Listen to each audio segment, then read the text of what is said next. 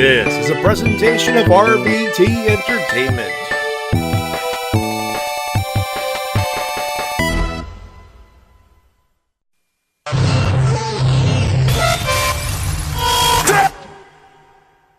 What's your name, ma'am? Stacy. Oh, Stacy. What do you do for a living, Stacy? I work for a Christian publishing company. If there's one thing I can't stand. Listen up, slap nuts. Sit down, dummy. I'm talking.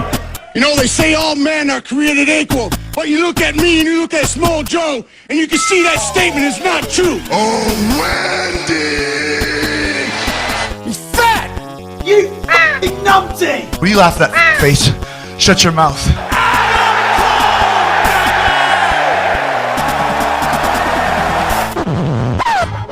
The cream of the crop! Nobody does it better.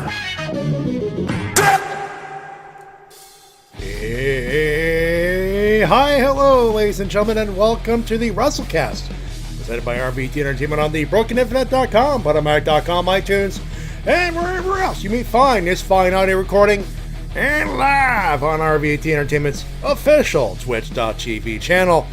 We're talking about professional wrestling, both in the mainstream and the independent scene. My name is Matty Jay, and yes, that is indeed a new logo, or new graphic logo thing. It's up to date. You might have noticed, as of up until last week, it wasn't really up to date. Now it is. My name's Matty Jay, that is TWK. Hello, ladies and gentlemen, I'm TWK of TWK Reviews, and might I say that is a snazzy, jazzy little logo right there. If you notice, obviously, no more Lucha Underground on there because it's no longer existing. It's the main reason why you have to switch out the logo. I tried to switch out the logos in the old logo graphic package that we had, but I couldn't, so I said, screw it, gonna make a new one. And Matty, what are those two companies at the far right? What are those two companies? What are they? Wouldn't that be our home promotions, our local promotions that we like to support as much as we possibly can? The ones that are Vanguard Championship Wrestling and Capital City Championship Combat. Yes, they are. Yes, they indeed are. Actually, let me bring up the opener logo here. There we go. You get to actually see a little bit better here. There we go. Doesn't that feel more up to date, folks? Just saying. I like it. I know. And for those wondering, where's insert this logo here? For the most part, these are shows that TW and I watch the most, or watch as much as possible. Ring of Honor maybe less and less because of one guy, but at the same time, it's still relevant as we do cover Ring of Honor every once in a while. And hell, TW and I have been known to plug our local promotions on the reg, so I figured anyway, yeah, what the heck, let's put them all in there for prosperity, if you will. And thank you, Mike Schall. Thank you, much appreciated. Plus, when we need to put like an extra graphic, it says insert special episode and title here, I could easily put it in there. No fuss, no muss. So that just makes sense. Anyway, so I like it. And I'm glad some of you folks, most of you folks do like it as well. Expect it on the Broken Infinite this weekend. And of course, Podomatic. But that'll be another thing for tomorrow. That's not the only breaking news thing that happened this week. Holy Jesus. Ladies and gentlemen, wrestling happened. Like, a lot of wrestling happened. Good wrestling. And none of it came from WWE. Or very little of it, anyway. You're still there. All right, so tonight in the first segment, we have our review of All Elite Wrestling's debut show, Double or Nothing. Yes, Double or Nothing. It happened. It was good. We'll tell you how good it was. We have some news as well to cover as well. And of course, you got your emails and comments, your winners and losers. And in our third segment, a rare thing in sight from a WWE crew, an NXT TakeOver show. Number 25, as a matter of fact. And I'm going to have to miss the first hour. Work? Yup. Damn. Well, you know what? Last week I missed an entire pay-per-view. It only makes sense, which sucks. Karma is a thing, I guess. I suppose so. And hey, Enigma, glad you like the new logo. Hey, Unboxed Live. That's Enigma. How you doing, bud?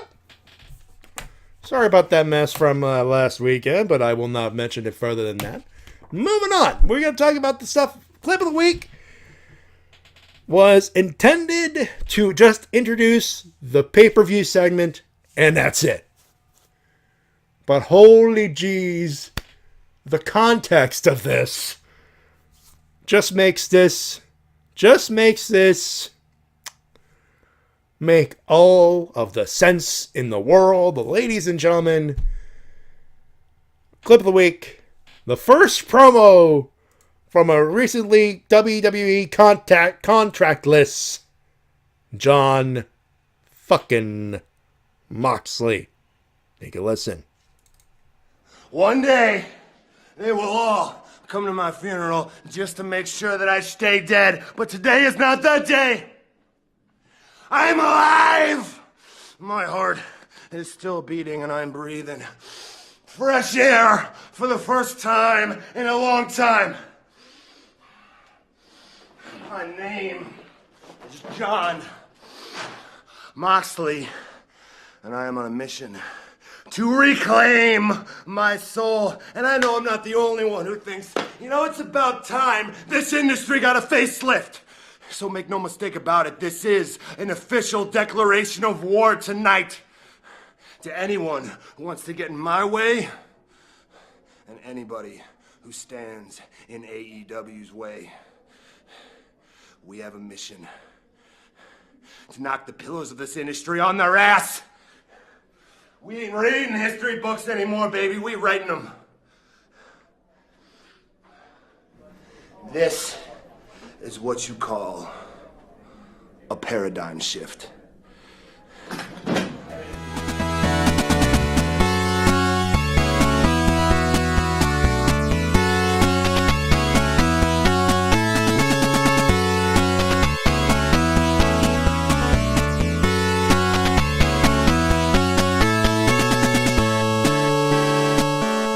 I mean this in the best way possible. I don't know what the future holds. I don't know where the hell this goes in the next year, 2 years, 5 years. But good Lord, do the words shots fired mean anything right now? Was that 8-bit Alice Cooper? No more Mr. Nice Guy. Yes, indeed. Good choice. And yeah, very fitting. I know, right? Originally, I had it under 8-bit Bittersweet Symphony. And I'd had it for the whole week, and then it's like, Bittersweet maybe, but after Talk Is Jericho happened, it just didn't make sense anymore. But we'll get to that. Before we do, ladies and gentlemen, we need to put some context into that into what happened, which we can, and we are glad to review this Double or Nothing from the MGM Grand in Las Vegas, Nevada, May 25th, 2019.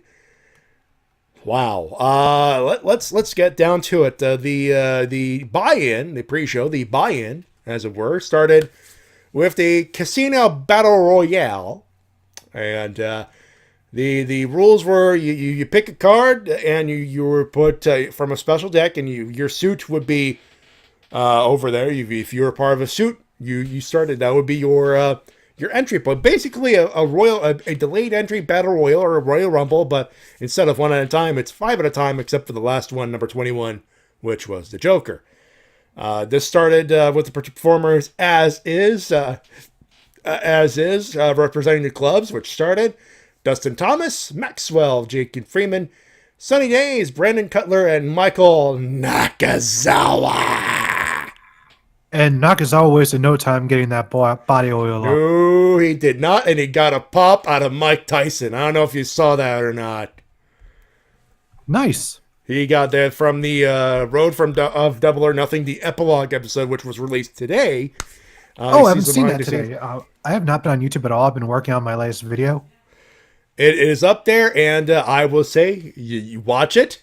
He's in a room with Chris Jericho and another few guys, and they're laughing their ass off. He put by himself. That's hilarious. Mike Tyson is openly giggling at that spot, like the wriggling out spot. T-Dub, you have no idea. It's scary how accurate you think. That you're joking, but you'll watch later going, good Lord, that was accurate. You will think that, believe me. The Diamonds, Isaiah Cassidy, Jimmy, I'll staple everything, Havoc, Joey, I got a cigarette on my fucking forehead, Janela, Brian Pillman Jr., a.k.a. the blonde guy, the Hollywood blonde, if you will.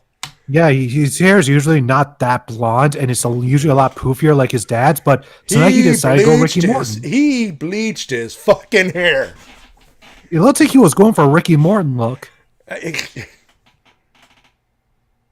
State of his hair. That's all I'm gonna say. Anyways, who's the 10th and of course, and the 10th man, Sean, take this job and shove it, Spears.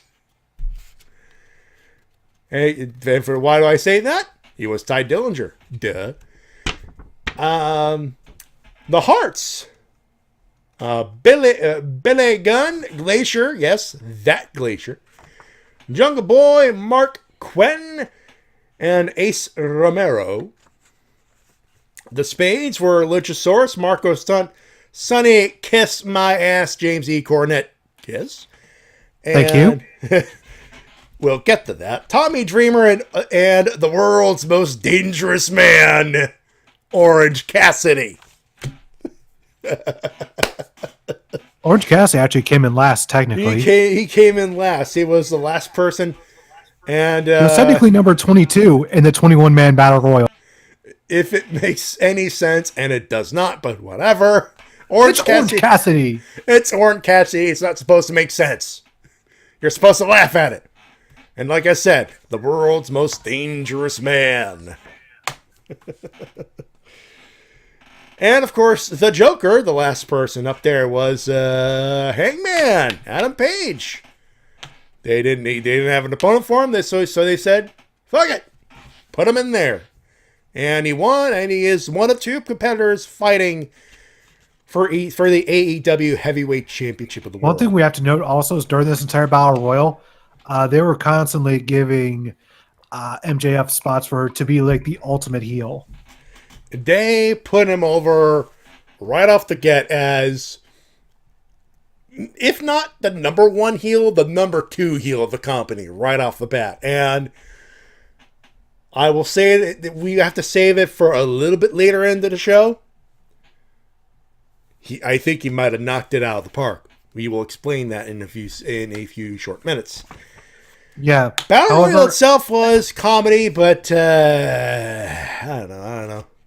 It was good, but not as good as last year's Battle Royal, if you ask me. Yeah, over the budget Battle Royal did feel better, but it was still good for Hangman to get that pop at the end, making the surprise entrance and winning.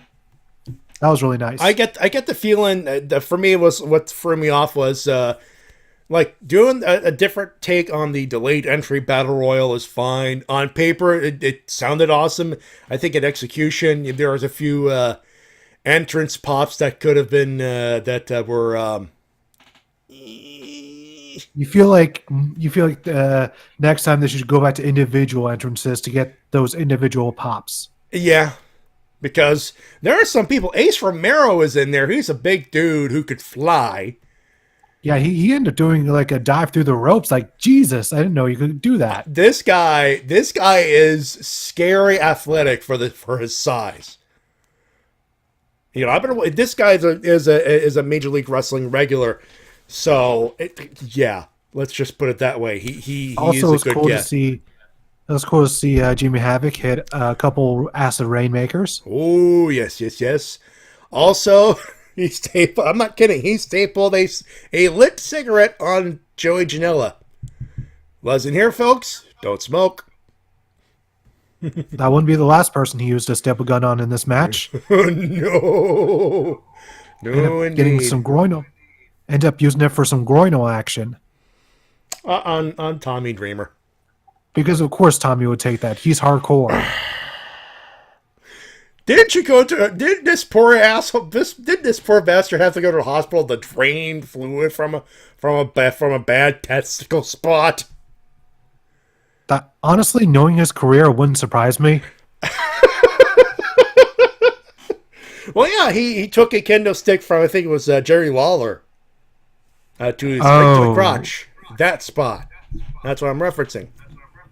And Enigma says he didn't know who a lot of these guys were, which I guess I can understand that. I was aware of most of these because I keep up with independent wrestling rather regularly. At least a lot of these people I was very aware of. MJF, AC Romero, those two, Ace and Romero are MLW regulars. Orange Cassidy's been making big waves in the independent scene. The idea of that was to introduce a whole lot of people to people and entertain the people, of course. They're going to be known to the public a lot more in the months to come, I'm sure. Which is the case. They're trying to build up. They're using what they have to build up new stars, which is a good thing. Also, from what Shin has told me, Orange Cassidy is apparently all elite. I believe he indeed signed. That would be great. I want Orange Cassidy on my television screen every week. Wait, AEW is the Marks promotion. Explain. You mean promotion for the fans? If you mean that, then yeah, it is. I think you might be referencing James E. Cornette, but we'll get to that. The second match on the card for the buy-in. The KFC pre-show main event. I mean, like it's a very inside joke. That makes sense. It rewards long-time viewership of certain social media platforms like YouTube's being the elite, of course, but it's one of those you'll get it once you start watching a little bit more, I assume. The KFC pre-show Barbecue main event, Kip Sabian defeated Sammy Guevara. It was a 10-minute even match. Solid effort for both of them, actually. Oh yeah, some great high flying from both these men, and at 10 minutes even, this is the shortest match of the entire night. Yeah, this is the shortest match. Literally. After that, nothing goes under 10 minutes, which is a nice thing, actually. Yes, every match got time to shine, got time to build a structure, tell a story, and just give the fans a nice show. Yeah, there you go. The main card, of course, during the thing they promoted the matches. Of course, we had a welcome speech from the Elite, the Elite, featured. I love that. I love the pre-tape they did backstage with all of them being introduced. Of course, the first thing you see is JR walking to the spot, to his position, and then of course, there's a truck. The first thing you see, Pharaoh! And ladies and gentlemen, the dog got a pop. Pharaoh always gets a pop everywhere he goes. He's the most popular dog in the world. Well, one of, that's for sure.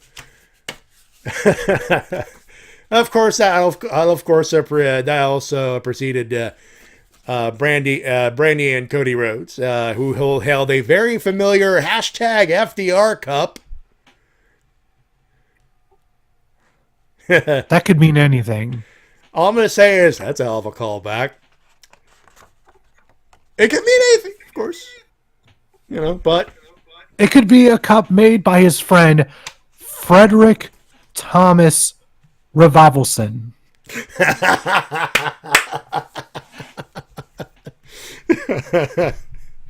Oh, sometimes I wish I had a most cis-like button saying that is the worst name I ever heard. Anyway, to your interpretation, of course. But I call a callback / wink wink nudge nudge. There are many of those tonight, believe me. And then, of course, we went to Kenny Omega. A few less subtle. And as you say, we go straight to Kenny Omega, referencing that gif of an internet kid typing, and then thumbs up. Can I just say Kenny Omega is the internet at times? He is. He very much is. He seems to be the one. You are going to simultaneously laugh and boo at Kenny Omega at the very beginning of the Road to Nothing, Road to Double or Nothing epilogue episode. Nevertheless, everyone gets their own little comedic intro before we get to them coming out to greet the audience and welcome everyone to their first pay-per-view. By the way, we should mention Michael Nakazawa getting in the head of one of the Jacksons again. Oh yeah, that was great. That was a nice little thing. You need credentials. Oh, here's your credential. Super kick. Of course, in a crowd of 20,000. The building only holds 13. 20,000! Yeah, it's wrestling. You round up. Yeah. This person isn't 6'1", they're 6'3", clearly. Oh, no, that guy's not 6'4". He's 7 foot tall, 500 pounds, brother. Anyway, of course, when I watched the pre-show, they fade to black. I think in the middle of Cody's promo. Sadly. Yeah, they do because they have to switch the feed over from free to pay-per-view. Yeah, they kind of had to there, but we go on to the pay-per-view proper, and a few things we need to mention before we continue. One, love the set. Though, yeah, it's kind of like it almost reminds me of the old Impact tunnels. That's what I had in mind. And I saw those tunnels. I'm like, oh God, people are going to think this is TNA again. The difference is, though, that instead of being on opposite sides of the arena, the tunnels are just on opposite sides of the stage. So, kind of like how, in a way, how WWF Invasion did it in a sense. Like separate entrances for separate people, I guess, if that makes sense. Yeah. Love the chips, love the everything else. They had a couple of production things. I think things got ironed out in during the show proper. And I'm just gonna get rid of those of my nitpicks now. A lot of people are saying that Jim Ross wasn't good on commentary. I call bullshit. I think he had a rough start tonight. He had a rough start. But as the night went on, he and Excalibur, like you could tell those two like to talk, and they have a chemistry. JR does a better job here doing additional analysis than he did when he was doing play-by-play for New Japan. It feels like Excalibur is more of the lead guy, and JR throws in whatever he needs to throw in. Yeah, which makes sense. And I think that's a good role for him because Excalibur is much more familiar with a lot of these talents, especially since a lot of these guys actually wrestle for PWG, which he did commentary for. Which makes sense. Now, so you folks can say whatever about Jim Ross. He did fine. Alex Marvez, though, a bit rough around the edges. Yeah, I don't want to say he was. A lot of people were calling his performance bad. I get the feeling he is a wrestling fan, but that red light got to him. Oh yeah, there's one moment where he was looking at the camera. My sister just was in the room with me and my brother-in-law and my best friend who were watching it, and she just noticed that he has the deer in the headlights look. He did, and it's shown in his voice. You could tell he is into it, but he's too quiet. He's not excited. I think that, it's clear that he doesn't have much experience doing wrestling commentary, at least from what I've never heard of this guy beforehand. And maybe he'll get better, but during this show, he was just kind of... Honestly, that was my fear from the get-go, or from the January and February press conferences. He seems to want to be there, but the voice and the demeanor and the body language, to me, I'm sorry, he does not belong in that booth. He's just a bit too timid at the moment. He is too timid. He needs more time. he needs to be in a crowd. No headset, no nothing. Just sit there and absorb the crowd and watch the wrestling and get excited. Because Jim Ross and Excalibur get excited. And Alex Morfez goes, well, that's a thing. You're supposed to be excited. Yes, this is a thing, and I am excited. He sounded too monotone. That's my major gripe. Big pop! That was a spot. Say what you will about Byron Saxton and David Otunga. When they're supposed to be excited, they get excited. And with that out of the way, we get our first match going, which is Strong Hearts, consisting of Shima, T-Hawk, and Lindemann versus Christopher Daniels, Francois Kazarian, and Scorpio Sky, a.k.a. Matty J. SCU! SCU! and SCU could not hide the smile on their faces. No, even as they Scorp got delivered a pop. his sign.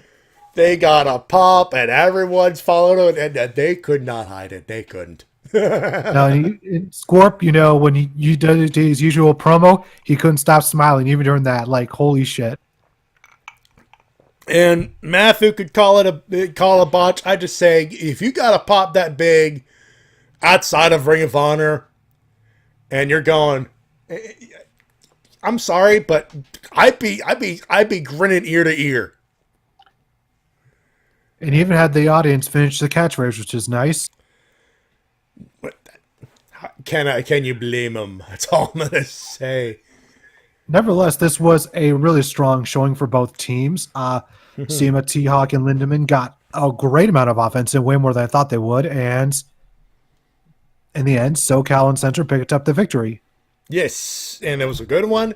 Went 13-40, and it was a great, strong PPV opener. Yeah, crowd was super hot during the whole match, and that'll basically be a theme for the whole night. I think if we were set up for every match. I don't think hot's a good thing. Receptive. They were ready. They wanted to be here. They wanted to see the matches, and they were ready, and they were receptive. They were here for it. Oh, yes, 100%. And they were definitely here 100% for the next match as well. Which I thought this was, I like, oh God, they are in the dead spot. They had a good match, and the women are getting like, but no, they kept the momentum going. What was there really wasn't a dead spot for this whole show. There really wasn't. You would think, oh God, I feel bad. How do you top them? And they top it. Dr. Britt Baker, DMD. She took on Nyla Rose and Smiley Kylie Ray. Insert pop, surprise pop number 1. And Awesome Kong! Yeah, this was not a triple threat. This was a fatal 4-way. Yeah, so Kylie, Britt, and Rose make their way to the ring. And right as the match is about to start, Brandy interrupts in her wrestling gear saying that this match is going to be great, but she wants it to be awesome. Roof flies off for the first time in a while. And Enigma in the chat, Karma, bitch. Well, yeah, Karma is a bitch. She is also a good wrestler. And I really liked how they booked this match. Kylie and Britt were the two workhorses that did a lot of the moves, where Nyla and Kong were the two powerhouses that kept taking control for small amounts of time. And after a while, it took Ray, Rose, and Baker to take out Awesome Kong permanently in this match. Yeah. And immediately, Awesome Kong versus Nyla Rose. Please book it. Right off the bat, I'm going to say it right there. Yes, I would please. say, if not for the upcoming June or July show, definitely all out. That's an all-out match for sure. Went 11-10. Awesome match. That was not the last real year for the women. Yeah, and in the end, it came down to Baker and Ray. Those two were duking it out. It looked like Kylie Ray was about to fire up, about to make a comeback, but in the end, Britt Baker got the W. Super kick, right in the face. Couple of finishers, 1, 2, 3. The dentist wins it. Next matchup, the best friends, the Kentucky Gentleman Chuck Taylor and Trent Beretta. They defeated Angelico and Jack Evans in a great high-flying match. Oh yeah, Angelico and Jack Evans were doing fantastic high-flying work, which the way that those two do high-flying work almost borders on technical because of how precise their movement is. Think of the level of technical skill Ricochet has. Apply that to both Angelico and Jack Evans as well. Jack Evans actually called out Ricochet earlier this week. What? Because he saw Ricochet do a 6. Yeah, he saw Ricochet do a 630, and he went into this long ass diatribe about how the way he hits a 630 was a huge nuclear explosion, whereas Ricochet just taps the opponent. Oh, I feel bad for Ricochet. He can't answer that until he's done with the Fed now. And then I have to bring up where is it? Jack Evans, where's your Twitter account? God damn it. There's a tweet I have to read. I have to read it. All right. God damn it, Jack Evans, you son of a bitch. Why am I not surprised? Yes, wait for, let's see. Where is your Twitter? He's loading. Meanwhile, while you look for that, we should talk about the man. It was Best Friends. They defeated Angelico and Jack Evans in 12:35, and there, of course, here comes the good sportsmanship spot. But it's a case of opponents don't shake hands. Opponents gotta hug. And just when the hug is about to happen, lights go out, lights go on, and anyone watching the pay-per-view from Ottawa or Montreal, insta pop. Oh yeah. Yeah, not everyone knew, and they booed. It's like, that may have been the reaction looking for it, but if you're me or T-Dub or anyone watching these two, you were insulted by the "Who are you" chants. A little bit, because these guys were in Chikara a bit, but they're definitely well more known in Canada. In the ring, we had Evil Uno and Stu Grayson, a.k.a. Super Smash Brothers! It remains to be seen whether or not they'll be able to use that specific tag. Or their awesome theme song, by the way. Their theme song before they went evil gimmick and everything else? The Mortal Kombat theme song.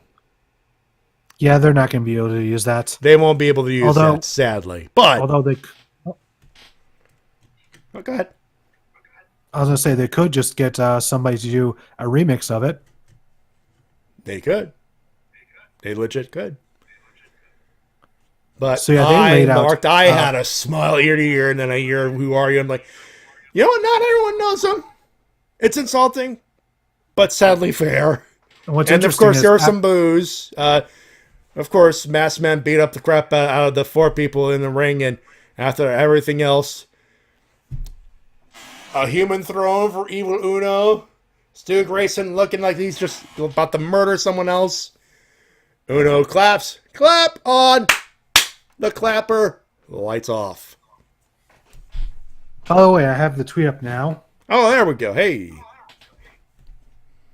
Well, Jack Evans has earned many illustrious titles in his life. He is the real-life Ned Stark, the world's most honorable man. El Cholo Guerrero de Tepito, El Rey de Calle Libertad, the porn industry's most missed opportunity, Angelico's favorite wrestler, the Aerial Emperor, the man who went 79-0 in Mortal Kombat, your guiding star every morning, the Lucifer of Lucha Libre, the Rock's favorite wrestler, the true Omega Man, El Guapo Supremo, your mother's favorite wrestler, the Welsh sex god, world's greatest father, is he, husband, David Starr? brother, and cousin. Not done yet. That's literally what he says. More titles that Evans has earned. A whole bunch of different languages that I can't read because I literally can't read those. And then he says, yep, even more of these until we get more foreign stuff that I can't read until we get to Zlatan's favorite wrestler, The man who went 87-0 in Mortal Kombat, Sara Taraki, more foreign names that I don't know how to read. Then he said, the man who went 101-0 in Mortal Kombat. Let's see, the next one I can read is the greatest man currently alive, the greatest man that has ever been alive, the coolest guy in the history of existence, Cool Ass Jack, the man that went 187-0 in Mortal Kombat, Jackie Chan's favorite wrestler, the Drunken Master, the Shaolin Master, the Kung Fu Master, the Shaolin Kung Fu Master, the Drunken Shaolin Kung Fu Master, the Master of Grayskull, the Master of the Universe, the Alpha, the Omega, the most fastest one-handed typer, the Universal Harbinger of Awesome, Saint Jack of Parkland, the Muse of Pro Wrestling, the man who invented Lucha Libre, the man who invented everything you love, greatest mammal, greatest bipedal entity, greatest multicellular organism, greatest thing inanimate and otherwise, greatest leap forward for evolution and humanity as a whole, the one true Sith Lord, Lucha's one true God, greatest at Tekken, Street Fighter, For Honor, King of Fighters, Virtua Fighter, that game versus Ed, the man who's got over 1,000 wins against the entire Lucha Underground roster of Mortal Kombat, hero of downtrodden, defender of the forgotten, Celtic champion of Fairy People, Dragon Slayer, Star Destroyer, Beast Hunter, Maiden Save, Scarab Lord, the man who has never even lost a round in Mortal Kombat, the Peacemaker, the Cleaner, the Mechanic, the man who makes Pentagon 0.879999% Miedo, and of course, the multiverse's most humble man. Alas, this has just begun to scratch the surface of the question, who is Jack Evans? Jesus Christ, who the fuck is he? David Starr? Christ. Yeah, no kidding. Wow. Good Lord, people going, get on with it. Anywho. Yeah, I had to read that because that was like the greatest Twitter thread I've ever read in my life, and I had to share that. By the way, Mortal Kombat win number 1,773, armbar. He may have won it with an armbar. He might have won it with He's that good. And it was we go from one tag team match that was awesome to another one, which might be my favorite match of the night. Oh, this probably didn't get match of the night, but yeah, this is one of those sleeper ones that like, wow, I want more of that. It's the Joshi match. Hikaru Shida, Ryo Abe, and Ryo Mizunami taking on Aja Kong, Yuka Sakazaki, and Emi Sakura. I think it was Riho Abe who was the magical girl, if I'm not mistaken. Hold on. I got the thing over here. I need to Google. I need to research. Because I've immediately fallen in love with the one they called herself Magical Girl here. Let me make sure I got it correct here. It's called research. I'll be over here if you need me.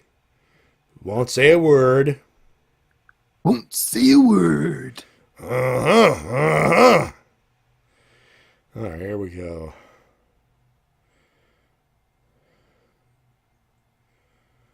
And here's the third.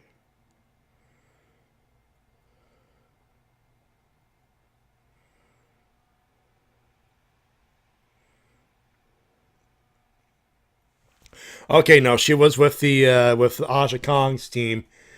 So it'll be Yuka. Yuka Sakazaki, that's it. Yeah, like this whole match was just, oh my god, this is just so many awesome spots, one after another. Jesus Christ, I never wanted it to end. Yeah, Yuka Sakazaki. I'm gonna say this right now. Professionalism. Shut up, Dragon Diehard. Yeah, when's the last time this was professional? Believe me. Nevertheless, this match was so good, it got a "This is wrestling" chant from the crowd. Yes. And the crowd was very quiet, but they were watching. They were interested. All right, let's see what you got. And I'm going to say this, Yuka Sakazaki, the magical girl, my new favorite thing. Such cuteness, such passion, such charisma. That smiley face. I want more of that, please. Just I believe it was Emi Sakura who played the part of Freddie Mercury. She did, indeed. And at one point, got the crowd to actually clap along with her for "We Will Rock You." And she did the spot, and they followed. I was like, that crowd is receptive. That is officially my favorite spot of the whole evening. Where she got to do the and the crowd followed, all 13,000 of them. That was awesome. And of course, Aja Kong was there, and she kicked all the asses. Like we know she would. But, yeah. Unfortunately for her, she did not come out victorious. Shida, Abe, and Mizunami picked up the victory, I believe, pinning Yuka. Yep. 13-10 was the time. And then, ladies and gentlemen, can I call him or can I call him? I said last week, D-Dub, if you remember, that if the main event didn't get match of the night, this match would. You did say that. Cody versus Dustin Rhodes. It went 22-30. It got 5 stars from Uncle Dave. Match. But Uncle Dave only gives 5 stars to Tokyo Dome matches. Bullshit. Here's proof. Yeah, 5 stars from the Wrestling Observer. Match of the night, undisputed. Can I call him or can I call him? First match to bring up, of course, is Cody's entrance, where Brandy gives Cody a sledgehammer, where he then smashes a throne with skulls and a cross on it, which could be symbolic of anything. But let's be honest. It's not a wink and a nod. It's a fuck you. It's a fuck you, Hunter. I'd imagine that Triple H probably got a chuckle out of this. He probably did. Knowing him, it's like, yeah. Like, I'd imagine Triple H would watch and go, seems like something I would do in my day. He probably said, you know what? At his age, I would have. Yes. We'll plead, Cody. We'll plead. Dustin got all the bloodied. Oh, good Lord. So the spot was, of course, he was going for the Golden Globe spot, the Shattered Dreams, if you will. Actually, we should start with that, if you will. Bell rings before they even lock up. Loud Dusty chant.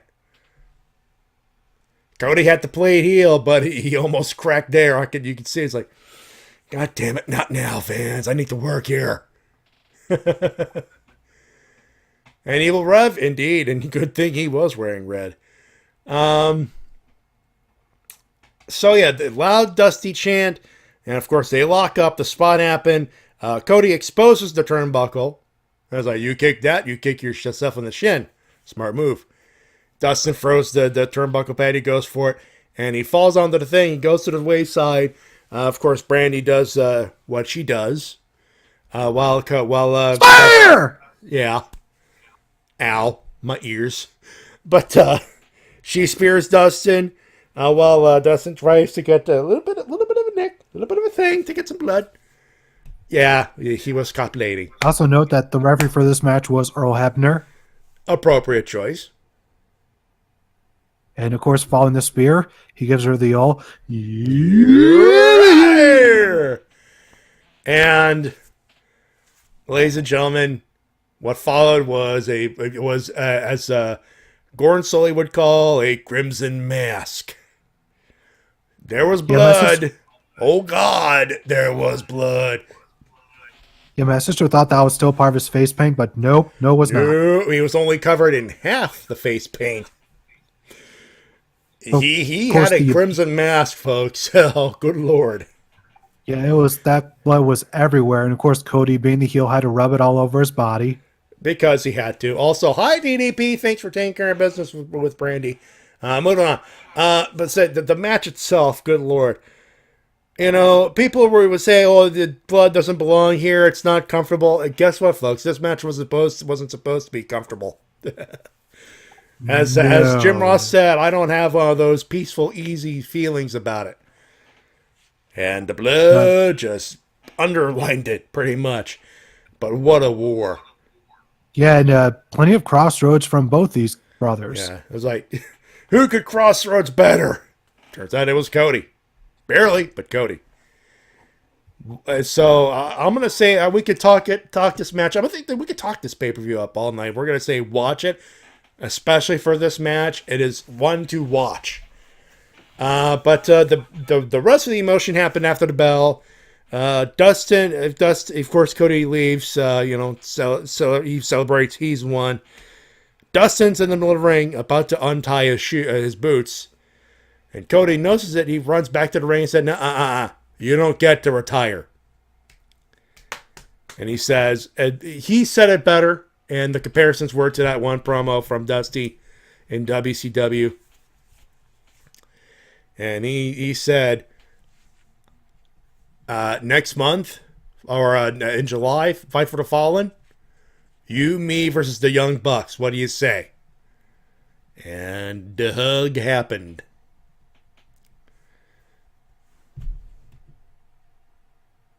You do? It was quite the emotional promo. Because, Cody said that, he needed his brother. Indeed. He needed his brother. They're the comparisons. Both promo, they put both promos up. You could find it, I'm sure, but it is worth looking at. And we couldn't do it justice. I could try, but I would fail. Match of the night. How do you top it? The Young Bucks and Kenny Omega. That's how you top it. Oh, go ahead. Sorry. I was say then the two brothers hugged it out, and the whole crowd were happy in their head plate. Yes. And then we had the co-main event, which usually means, that's bad news, but no. People have called it a state-of-the-art tag team classic. I am inclined to agree. By the way, the last match was 22-30. This one went 24-55 for the AAA World Tag Team Championships. The Lucha Brothers, Pentagon Jr. and Rey Fenix taking on the Young Bucks, who are champions and are still champions. Good to see they got more time this time. Oh, yeah. And boy. I have to note the entrance attires. Lucha Brothers walking out with some cool masks. Yes. And the Young Bucks dressed as Elvis. Because why the fuck not? Vegas, baby. The amount of insane spots in this match. Too many to mention. Shit. Too many to mention. And I can't remember who, but somebody know that Nick Jackson is basically the master of the hot tag right now in the wrestling scene. Of course, Rey Fenix is not that far behind. No, not at all. Sammo! Yeah, punch. I have to say that my favorite spot is the one that I shared on Facebook last week, where first Pentagon does a Canadian Destroyer on the apron, and then immediately following that, Phoenix jumps in the ring and does a Canadian Destroyer, like son of a bitch. Right speaking back to of back. Canadian Destroyers, how about that Code Red from Dustin in the last match? Oh yeah, yeah. Holy I can't believe I almost forgot about that. Holy Jesus. The people are chanting, you still got it, and the other half, never lost it. Never lost it. Anyway, back to the current tag match here. My only disappointment with this match is the fact that for the past 2 or 3 weeks they built up a new move that Matt Jackson had, but I don't think we got to see it in this match. No, I don't think. I think they're just played the hits, and you know what? In fairness, fair enough. Hope we get to see that move soon. That insane move. But yeah, they won. It was awesome high spots montage match that went almost half hour. Mm-hmm. Super exciting. Actually, I forgot to do something between Cody before the Rhodes match and the Young Bucks match. The title presentation. I should have loaded up the title belt. But you can, folks, can do your Googling. It's up there, believe me. Bret Hart was presented by a UK person, to which I forgot the name of. It was the comedian that couldn't get the belt out of the damn bag. Every British person I've heard talk about him are not fans of him as a comedian. That seems to be fair enough. Their opinion. I don't seem to care for the guy much myself. and I've not watched any of his shit. I was like, okay, uptight British dude that seems to be there for the ITV plug. Okay, fair enough. Possibly. Also, just the fact they were somehow able to get Bret Hart for the show, like, and somehow, some way, Natalya's gonna get the fart gimmick back. You watch. But it's really interesting because for the past 9 years, he's been a WWE guy. Apparently not anymore. But he presents the belt, and of course he invites Hangman Page, who won the Battle Royal. And just before anything else, in comes MJF to be the prick. I almost feel like this should have been clip of the week. His promo. I was between both of them. I'm not gonna lie. If Jon Moxley did not happen, MJF had clip of the week. That's how good his heel promo was. And watch out! There's a fan. Oh, I'm kidding. And the fact that he went, "I'm the best there was, I'm the best there is, the best there was." That name sucks. That catchphrase sucks. Like the fact that he is on heel 100%, never stops, never turns it off. This guy is a prick, and he loves it. He loves being a fucking prick. This guy went heel on Steve Austin. Sorry? He went heel on Steve fucking Austin. He did. He totally did. He went full gimmick and said, and he probably apologized after, like, dude, I had to go full No, that's gimmick. probably a work spot they did, but still, the fact that he is on at heel mode 100% of the time it's not something you see anywhere.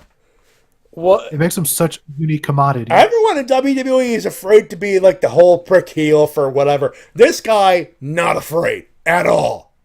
Bring on the heat. All of the heat. He don't care. And he is a perfect addition to AEW. Oh yeah, and after calling out Paige, Paige starts walking towards him, and then MJF's like, you know what? I don't need this. I'm out of here. Bye bye. But as he's making his way up to the ramp, he's stopped by a couple people. Jungle Boy and Jimmy Havoc. Yeah. Who decide to beat the shit out of MJF and lead him out of the arena. Lead him, and by lead him, I mean, if you don't leave now, you'll have Stapler in face. And then as soon as Hangman turns around, there's the belt. And I don't have the picture set up because I forgot, but what a beaut. What a beautiful... Yeah. I want a replica of that belt. That's how beautiful that belt is. Yeah, it's... someone actually pointed out that it's a combination of the IWGP Heavyweight belt and the Impact Wrestling Knockouts belt, which is, it does look like that. It's a good comparison. Of course, they brought up the comparisons to the Mid-South World title, which we talked about a couple months back when they were just starting to talk about the belts. And there's that comparison because that is a big boy. That is a big one. And I just love how well Paige sold that moment of looking at the belt like, oh, holy shit, that's what I'm fighting for. This is real. This is real. This is happening. I'm like, whoa, wow. It's just that moment of realization where he finally got like, oh, this is actually a thing that I could win. This is no longer some far-off fantasy. This is sooner rather than later. This could be a thing. I'm like a 3 count away from wearing that around my waist. Anyways, that is awesome. 3 counts. Our main event featured quite the surprising one as Kenny Omega went and took on Chris Jericho. Now, as usual, we have to talk about the entrances. Jericho's.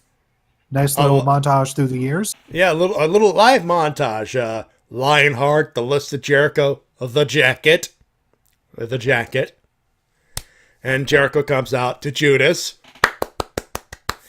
Of course, Kenny comes out to a new theme song since I believe his old New Japan theme song is, of course, from New Japan, sadly. Not a bad theme song. It was kind of hard to get a good read on it here, but it will be uploaded to YouTube tomorrow at noon. Yes. And from what I heard, it sounded okay. You'll never believe who did the song. I'm trying to remember. I saw the tweet, but I can't remember who now. Little Mills.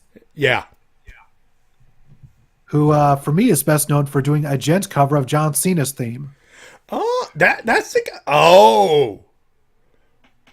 Now it makes sense. Okay, now I'm looking forward to it. Yeah, the guy has also done... And then with the obvious there, he dressed up like S.A. like Kirito and Sword Art Online, and he should have stuck with Undertale.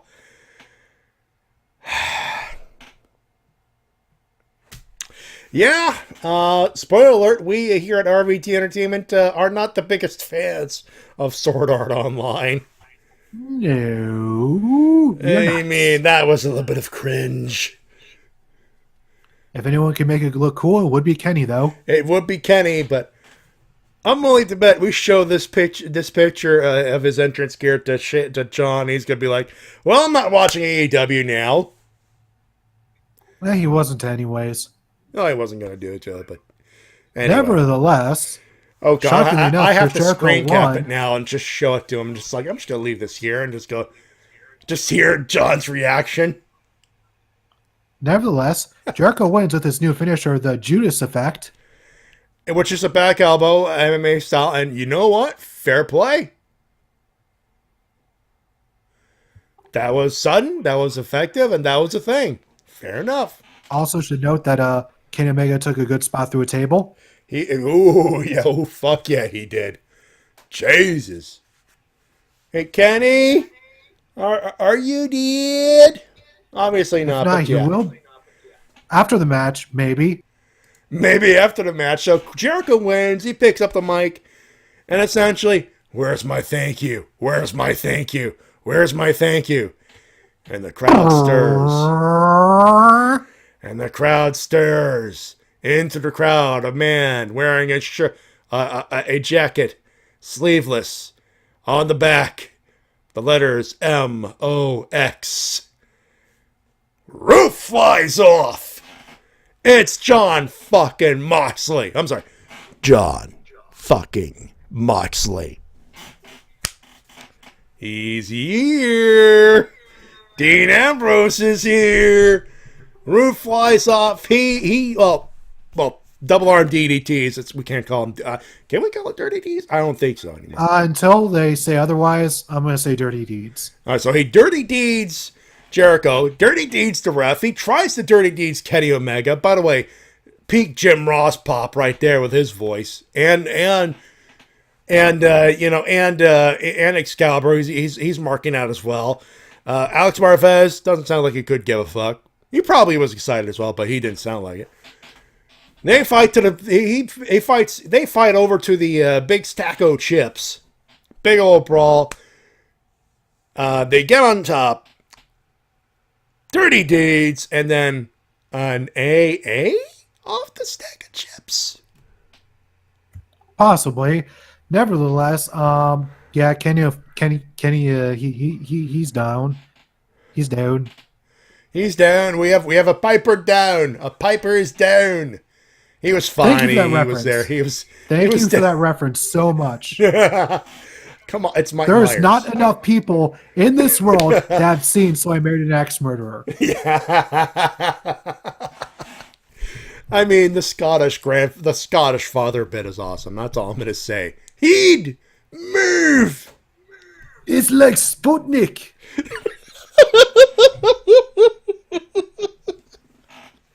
You have no idea how many times I want to scream that every time someone gets, like, I'm at a wrestling show and I'm in the second row and some fucker blocks the view and I go, he'd move. Never had the balls to do it though. Anyway, Moxley does the thing, does the FU, and he breathes like all the time. He's relishing in that pop. He is like, I feel so fucking good. Is it time to rate the show? Oh yeah. I cannot give this a 5 out of 5 because there were some missed spot from the crew, and of course the commentary isn't as good. But I will be fair. That was a good show. You go ahead. I have to go the opposite of you. I mean, after this show is over, I could contain my happiness. I felt so happy for the next 24 hours. Like I said, it didn't matter. I had to watch it but I was still enthused about the product. But I get it. You got to watch it live. I couldn't, sadly. Yeah, watching it live and just everything, there was so much just positivity around this, and I just couldn't help but feel like all of this euphoria of happiness and optimism in wrestling that I have not felt in so long. So for that, there is an era of there will be change coming soon, and I got that feeling. That crowd was there. Holy shit! Yeah, for the high quality of the show and the historical importance of it, for me, 5 out of 5. God damn it! I wish it's timing, because the wedding was booked for the 25th, and I got the RSVP and I RSVP'd literally a week before they announced this show. I'm so pissed. I couldn't watch it live. I can only watch it beyond the fact that with a mind for reviewing the show and not for just enjoying it, which sucks. Because if I did watch it live, I'm pretty sure I would have given it a 5 out of 5. And circumstances beyond my control for many, many, many ways kind of mar the happiness of it for me, sadly. But I can't give it a 5 out of 5 because of nitpicks, but I will say this. It is, Renico pretty much put it in the chat, 4.75. I still feel that this is a wonderful change. There will be pricks who say, oh, this is not good for wrestling, this is not good for that. Let them bitch. Let them be assholes. Let them soak in and marinate in their own shit that is WWE. T-Dub and I over here are going to be happy on our head places that are something to fucking watch outside of Vince McMahon's bullshit. 4.75 out of 5. To quote a certain man, hey Vince, your creative sucks! Change it! What a segue. What a fucking segue. John Moxley, he had things to say. I'm assuming by the fact that all of the people downloaded that particular episode of Talking is Jericho that you listened to that particular Talk is Jericho episode, so named The Emancipation of Dean Ambrose. John Moxley. The Emancipation of John Moxley. Boy, oh boy. So, you folks feel that frustration? Don't worry. You folks are not alone.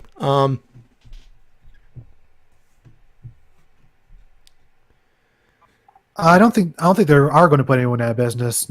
Yeah, for those wondering, we're reading Unboxed Live in the chat, for those in the audio. Okay, guys, serious question here. I'm willing to bet AEW will push at least one major promotion out of business. Which one do you feel will it be? Ring of Honor, Impact, or Major League Wrestling? I don't think any of them. I mean, if nothing else, I mean, yeah, AEW's gonna do something. I don't know if it's gonna push. MLW is owned primarily, or is broadcast by beIN Sports. They're into the thing. Ring of Honor, he said in the chat, ROH is tied now by Sinclair, and Sinclair are in there.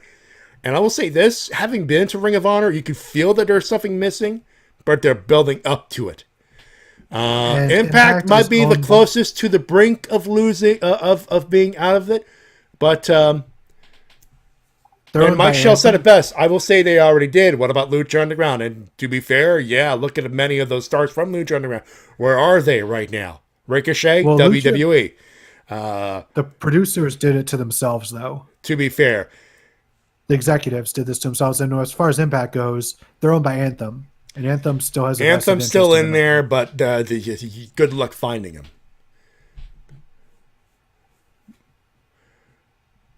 I don't know. I refuse to call the... I'm not going to wish failure of Untitled. Will it happen? Maybe, maybe not. Who knows? People have been calling Impact's death since they started, really. Yeah, people have been calling the death of TNA ever since the Hogan era. When Vince Russo really fucked up TNA.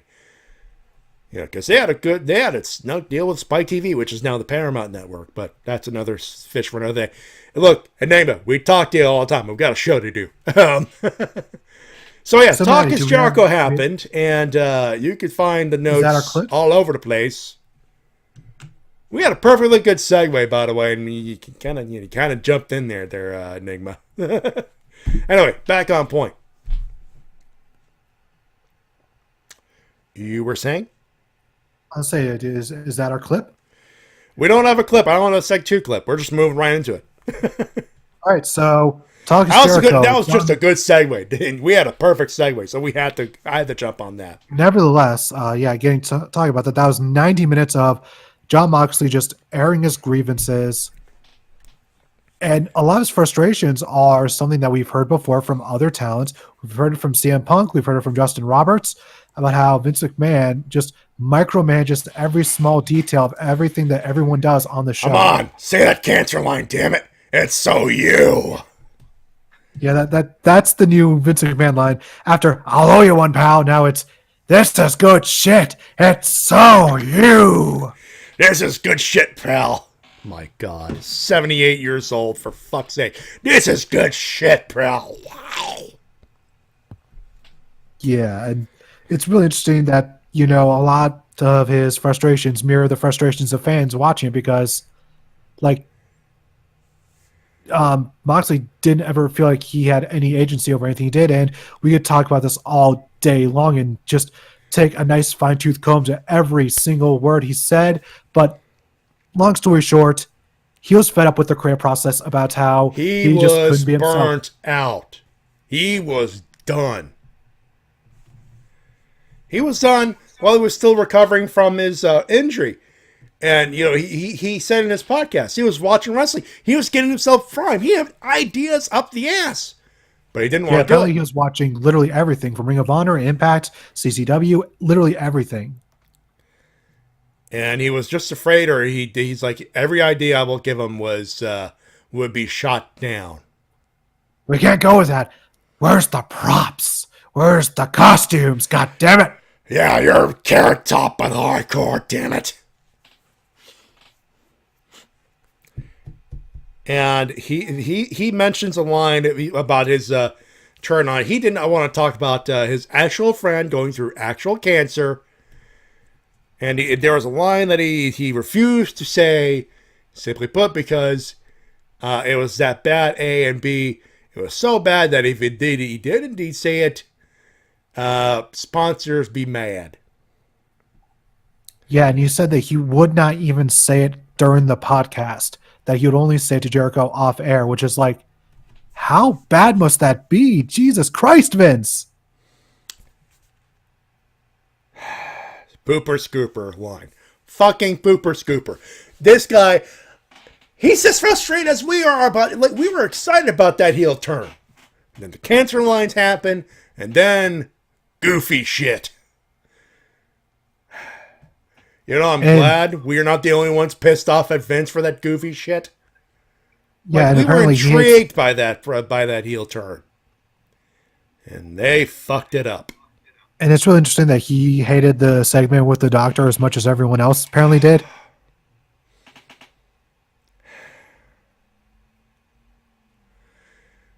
Renico, I don't want to speculate. I don't think it'd be fair to speculate at this point. Yeah, let's let it lie. Let's let it die. Yeah, and just gotta say, just more proof that Vince McMahon is absolutely shameless. As if the Saudi Arabia thing wasn't enough. Yeah. Yeah. By the way, hey Matty, T-Dub, are you gonna do the Saudi Arabia? No. Fuck them. We ain't doing a Saudi Arabia show. No, we are not. Unless they do a title change, fuck you, Brock Lesnar, we ain't talking about that shit. Ain't nobody got time for that bullshit. By the way, speaking of Brock Lesnar, Yeah. Paul Heyman announced that he'll be cashing in on Monday.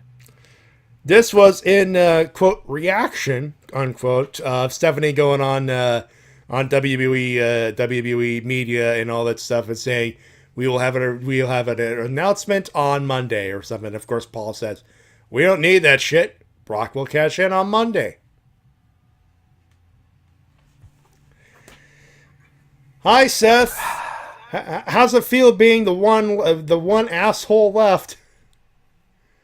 No offense, no, don't take it wrong, man. You're not an asshole. I'm just saying, how does it feel about you're about to be butt fucked by Brock Lesnar outside your buddy Dean, top of the fucking world?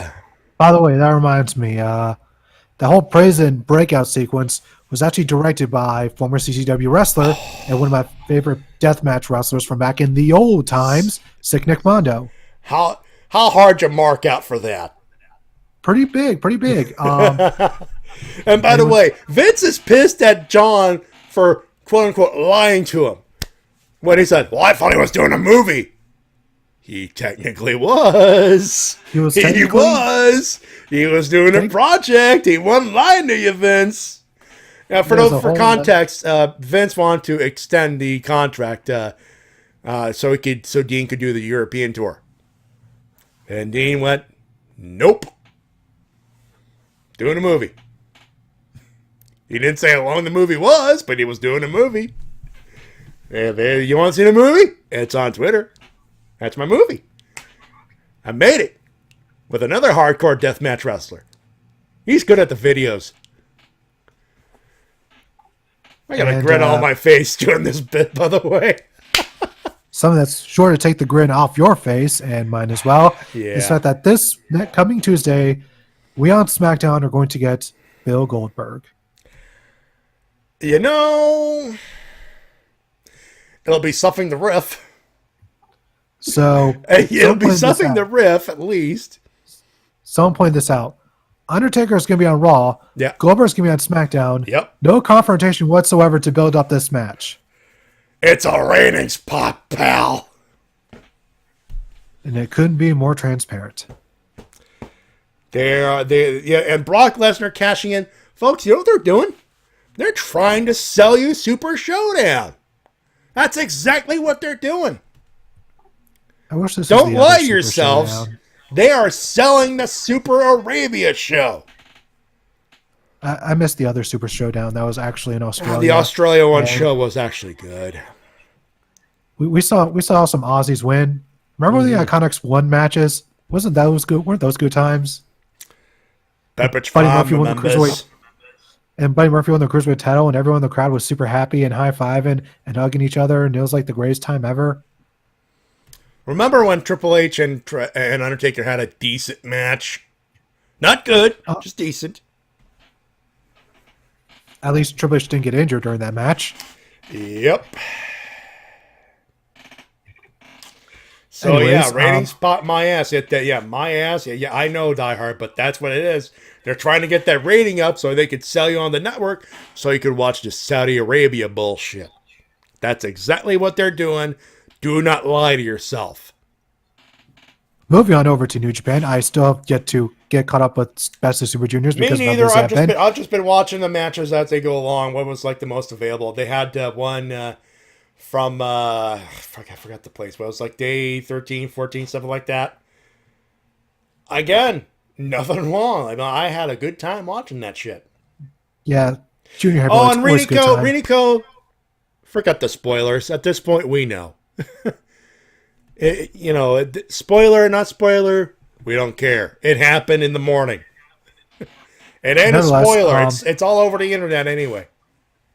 What I was going to say is, I wasn't going to talk about any of the matches in particular, but the one thing I will say is the fact that we've had another person pull out of the tournament recently, and that is none other than Takamichi Noku. Yeah, due to an injury, unfortunately, all his matches, since he was part of the tournament, the rest of his matches up until from the announcement until now have been a forfeit. So there you go.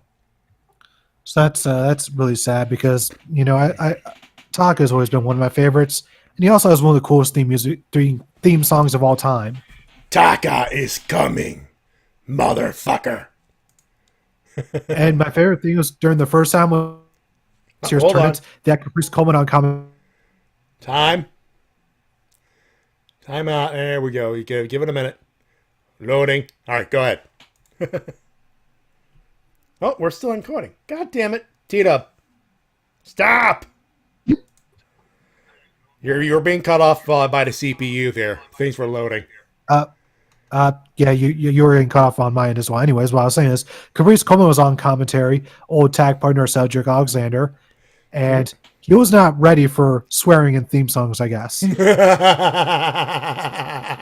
No, he was not. Not at all. He was like, "What? They said it?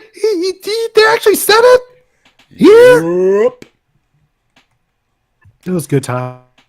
Anyway, so here's what we have. I thought it was this weekend, but it is next week. The final block matchup thing.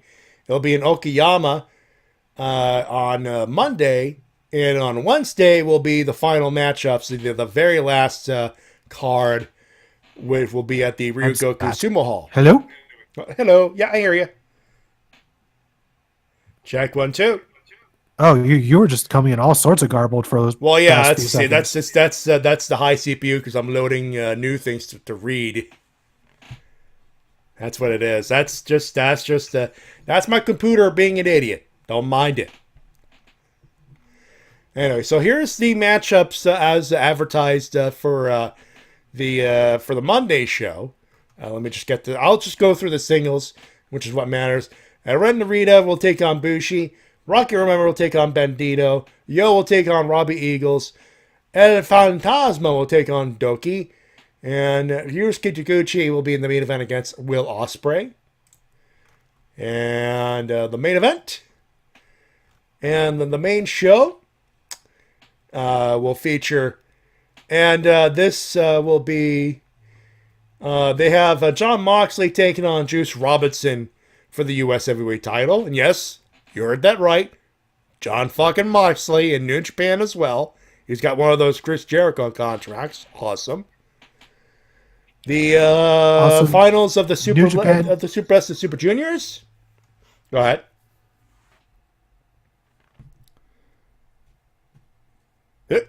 You do. Hello. There we go. Hey, here we go. We got it going. You were saying? Oh, I was about to bring up the whole Moxley match. I just brought it up. Juice Robinson, John Moxley. Yep. And so far, both AEW and New Japan have stated that they do not, as of yet, have a working relationship. This was done independently. And but notice the phrasing. Huh? Notice the phrasing. What's the phrasing? As of yet. As of yet. As of right now, they're not partners yet, but Kenny Omega, former New Japan guy. Jericho's working Dominion in a couple of weeks, going for the IWGP Heavyweight title, and now John Moxley going after the U.S. title. I mean, come on. And of course, Hiroshi Tanahashi's comeback match will be taking on Jay White in his special 60-minute time limit. But the main event will be the Best of the Super Juniors final match. Winner of the A block will take on the man in the B block. There you go. Yeah, I was loading up the cards, so I could tell you. So that's what's coming up. Renico don't want me to do things, so there you go. I'm not going to do things, but there you go. And the name New Japan and AEW Invasion. No, not yet. No invasions. No invasions. Oh. T-Dub, did I lose you? No. Okay, stupid Discord delay.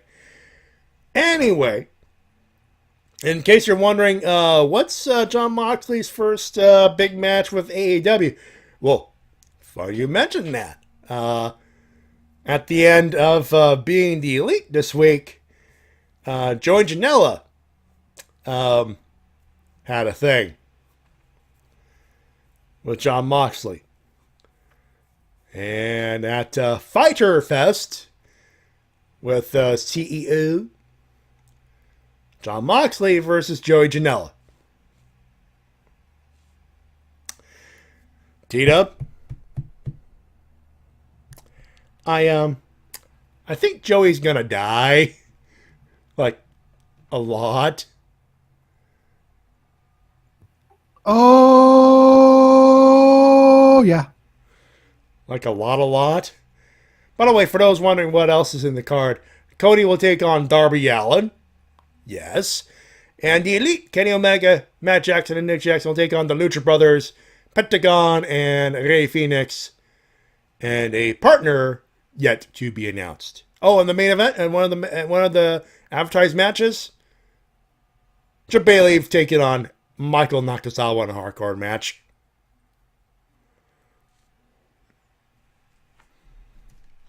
You think I'm kidding, but nope. Let's see some of the news here. Joey Ryan made his statement on where he would be going in pro wrestling, and he has decided that he will stay independent. You know what? That's fair enough. You know, he just did a contract that almost fucked over his career. If he wants to be independent for a while, that's fair enough. He's still friends with the Elite Boys, so that door's still open with All Elite Wrestling. Better than nothing. That's all I'm going to say there. By the way, the spot featuring the world's most dangerous man, Orange Cassidy, taken with Joey Ryan. You know what? I'm gonna steal this line from Luke Owen. Did I just see a Canadian dick destroyer? Yeah, that was a nice spot.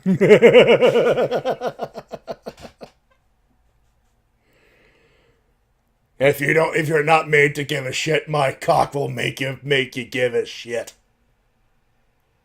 That came out wrong. Yeah, Very a little bit. Phrasing, Matty. Phrasing! Yes.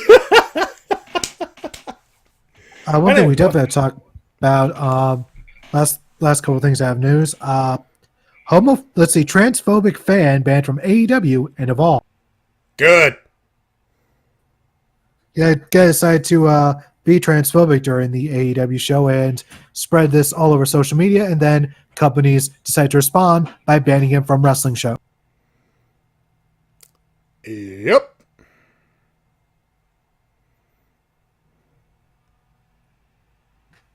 Gotta say, I think that was the right decision because, you know, you kind of want wrestling shows to be all-inclusive and all-inviting, and with assholes like this around, not so much of that environment. So I think it was the right decision to ban fucking him. thanks.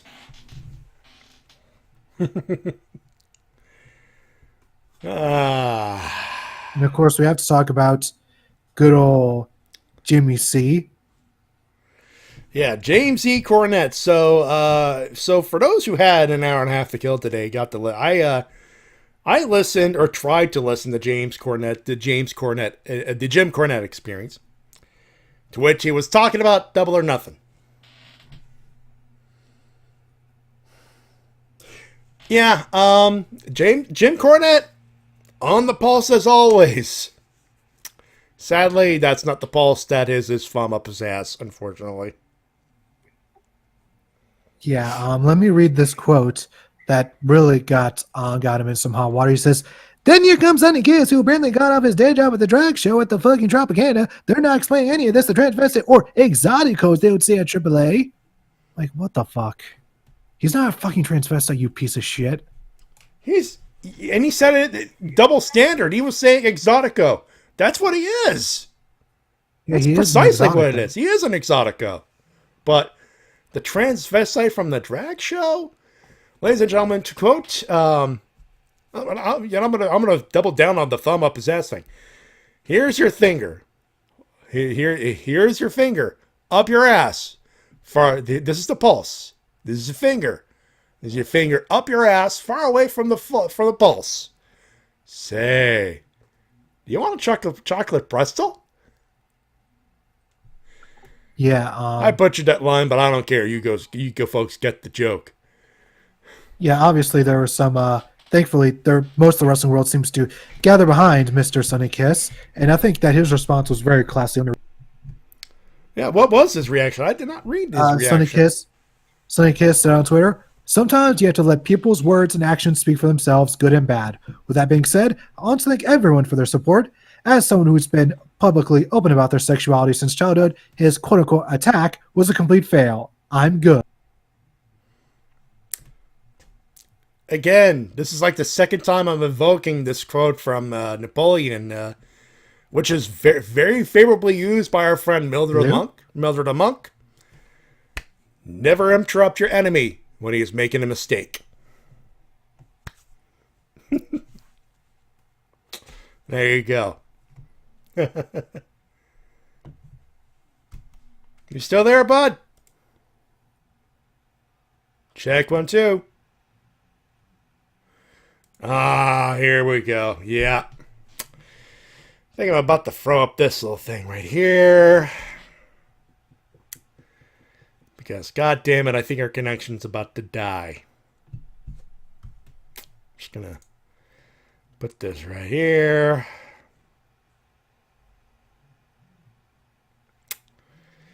Yeah.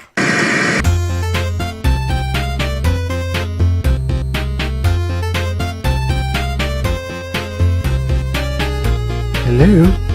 Oh! Hello? Check 1 2. Hello? Can you hear me? Can you hear me? I can't hear you.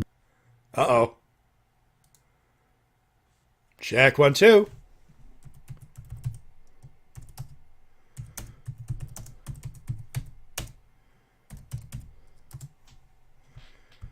Check 1 2. Can you hear me? Motherfucker. I think I know what happened.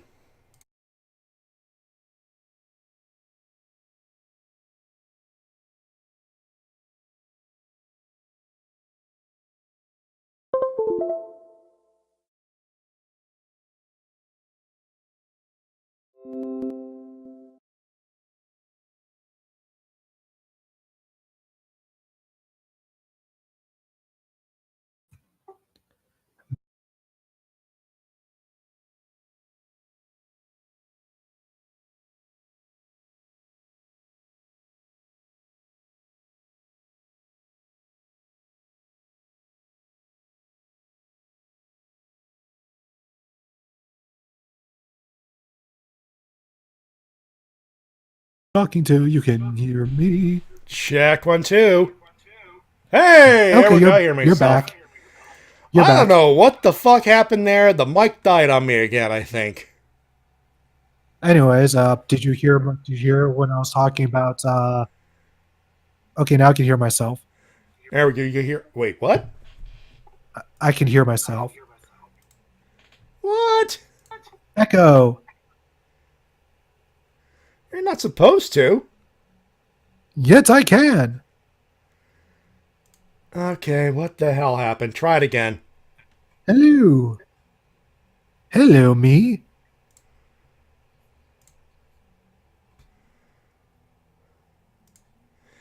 God damn it. I hate it when this shit happens during a fucking show. I hate it. I hate it. I hate it. I hate it.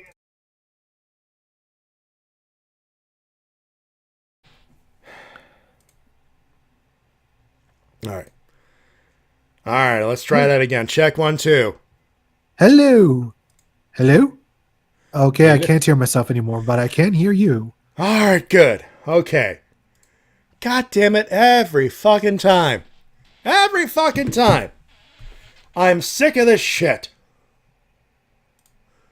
A new fucking logo, and I can't brag about it with this unprofessional bullshit that I can't control. God damn it. Anyway, back on the thing. You were saying something. Oh, yeah. Did you hear my Sunday Kiss quote? I did. Yes, I did. And then yeah, I very said... classy response. Discord? Okay, Renico? Why are you calling me Princess Matty?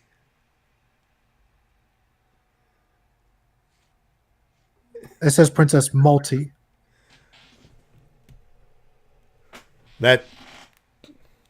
that font. So I'm going to say. Anyway. Okay, thank you, Renico. Moving on. No, and I said, Mildred said it best when he said, when he quotes Napoleon. Never interrupt your enemy when he's making a mistake. Indeed. There you go. Anyways, that was also, long story short, Cornette, douchebag. Yep. You know what? I'm not necessarily using buttons anymore. I'm trying to stay away from that because everyone is stealing my goddamn gimmick now. But there is one that can be used. Get the fuck out of here! There you go. Right out there, we're on a fucking roll too. And you know what the worst part is? I restarted this fucking computer. This thing's been booted up, ready to go for about an hour. So we were ready to fucking roll here. Fuck you, Discord. Fuck you, Windows. Fuck you, Microsoft. Anyway. Nevertheless, that was all the news I had this week, and now it's time for our email. For the thing that I'm supposed to read every week. Yeah, how about that? You give me a second to load that up while I say, it's time for your emails and comments of the week. You can send them at the WrestleCast@gmail.com. Load that up. Our email this week comes, once again, you know who it is. French Otaku.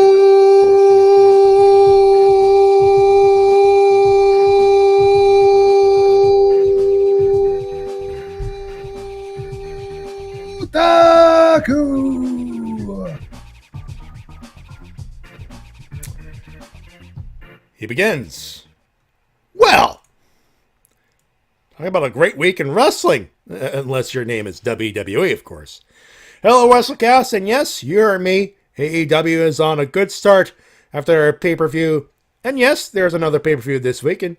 So no review of Raw or SmackDown, who are lackluster at best. Sorry, I'm tired of the main roster at the point. I just don't care, even with Lesnar playing his mixtape. AEW Double or Nothing. Wow, awesome pay-per-view from beginning to end. Best matches by far were Dustin versus Cody. That entrance by Cody and the post-match ending. Lucha Bros versus Young Bucks and Omega Jericho, even with the shocking ending of Jericho and Omega with the Judas effect. I believe that was the name of the rolling back elbow finisher. That's indeed what the name of it is, actually.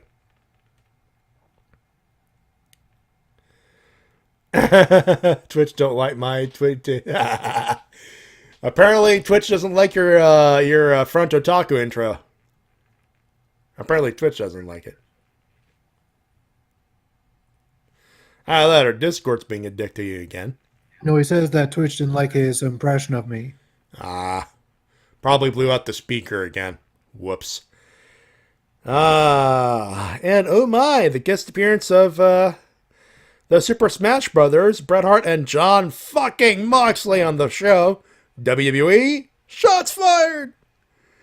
Is it the best pay-per-view of the year? Hard to tell when there's NXT TakeOver at Mania weekend, Wrestle Kingdom 2019, and it's definitely a candidate. Also, thank you, AEW, for my favorite ring name, Michael Nakazawa!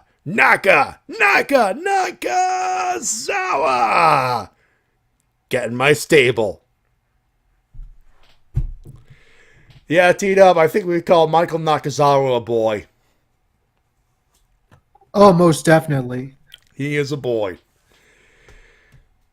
4.5 out of 5, his rating. TakeOver 25. The 25th annual TakeOver, and I'm feeling it. It's not annual. It's the 25th TakeOver. I really hope this one delivers, especially with the main event. More on that a little later in the email.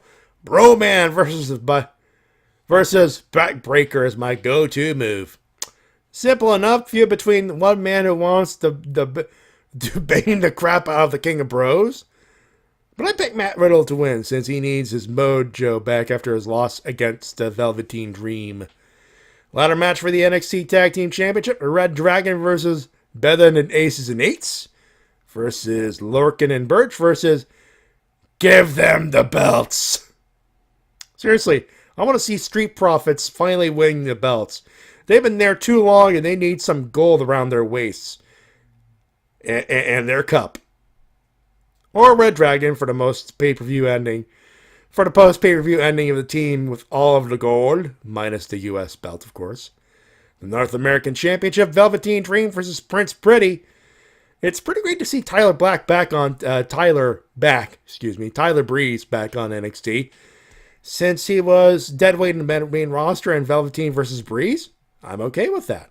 As for my winner, I pick Velveteen to retain. NXT Women's title, Queen of Spades versus the Queen of the Skies. Shayna, I like you, but you need to drop the belt to Shirai. Match will be brutal, though. Main event, NXT World Championship, Adam Cole, baby, versus Johnny Takeover. This one's tricky.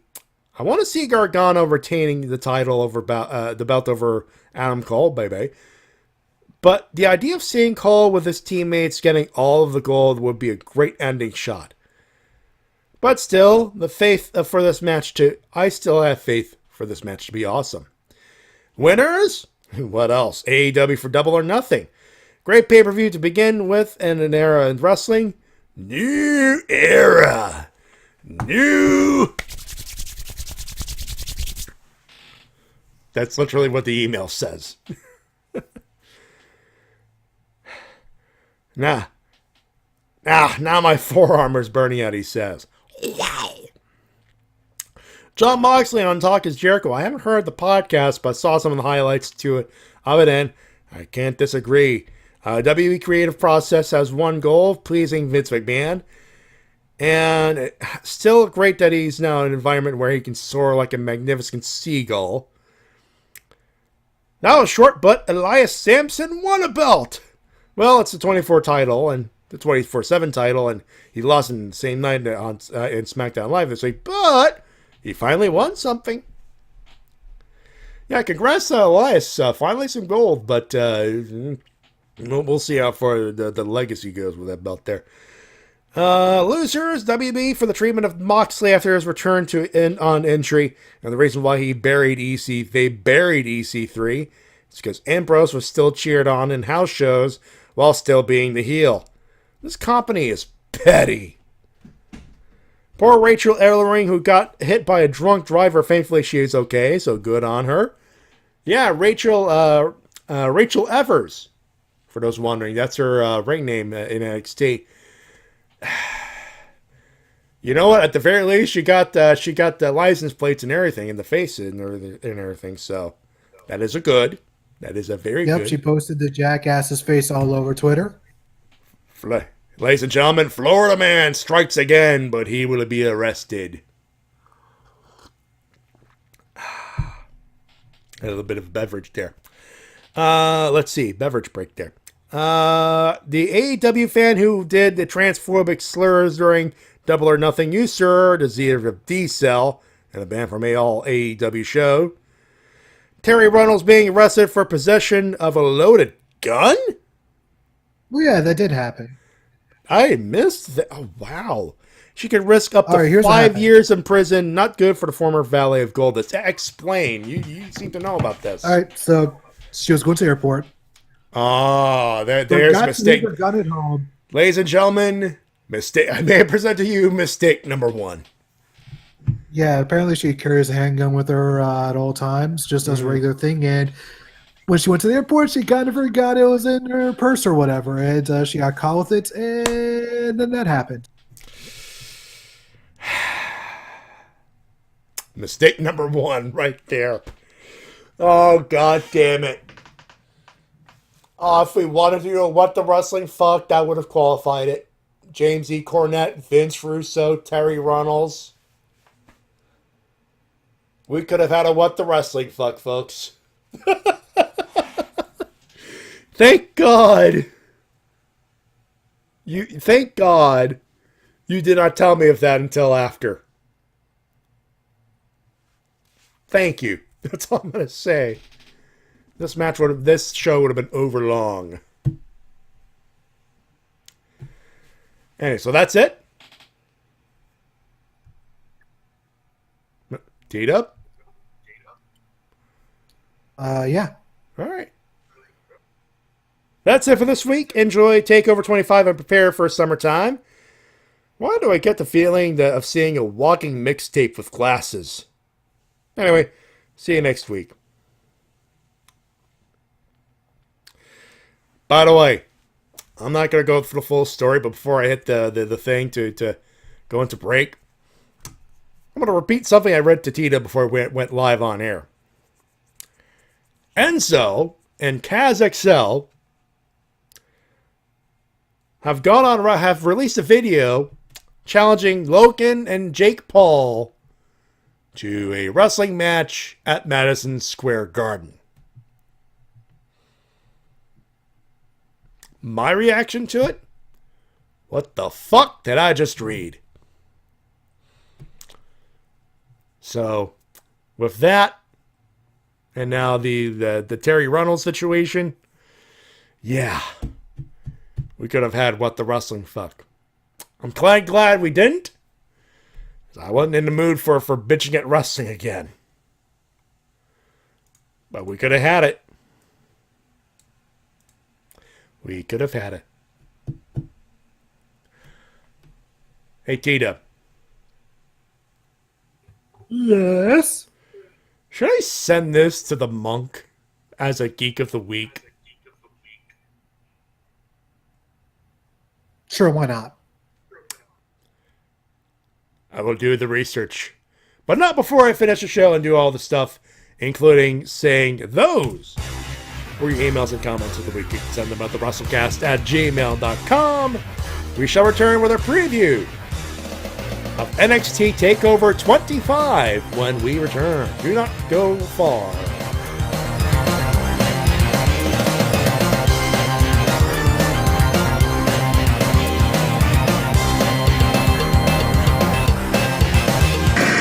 And now a word from our sponsors. Ladies and gentlemen, Elias.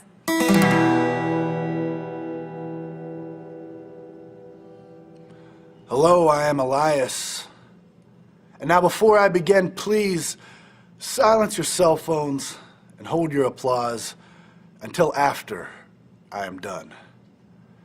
Because I have one question for everybody here.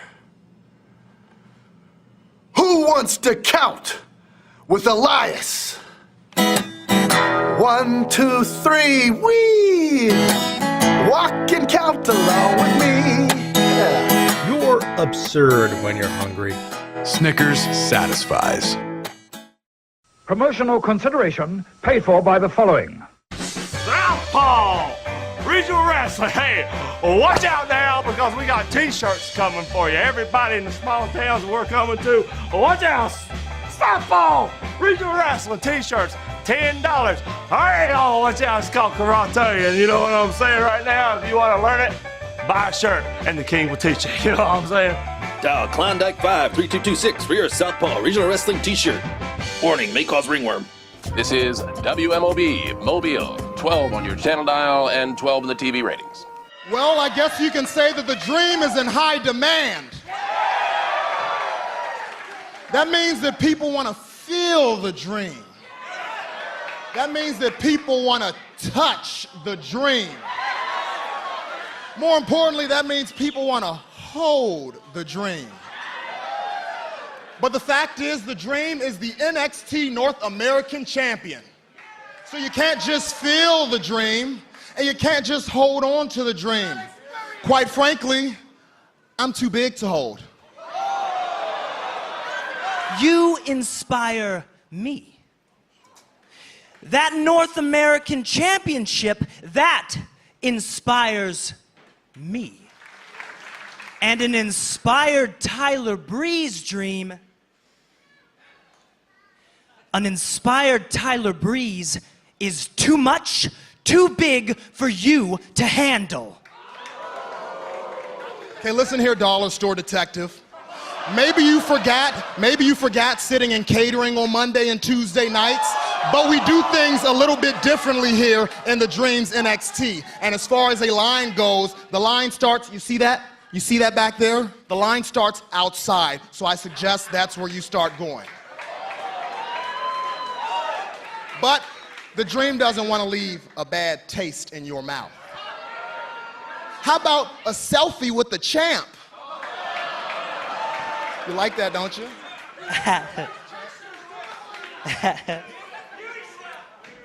Should I take a selfie with the champ? Do I want a selfie with the champ? It's your only chance. Make up your mind quick. The Dream ain't got all day. Okay, let's do it. I'll show you how to do it. I do it all the time. Let's do it. You ready? All right? Get that thing up there. Okay. I do have one last piece of advice, though. Sure.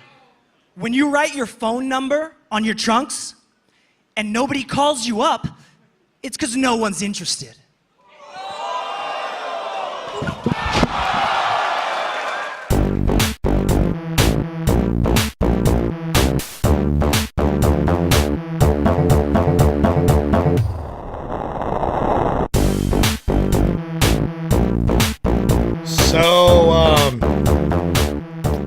You hear that, folks?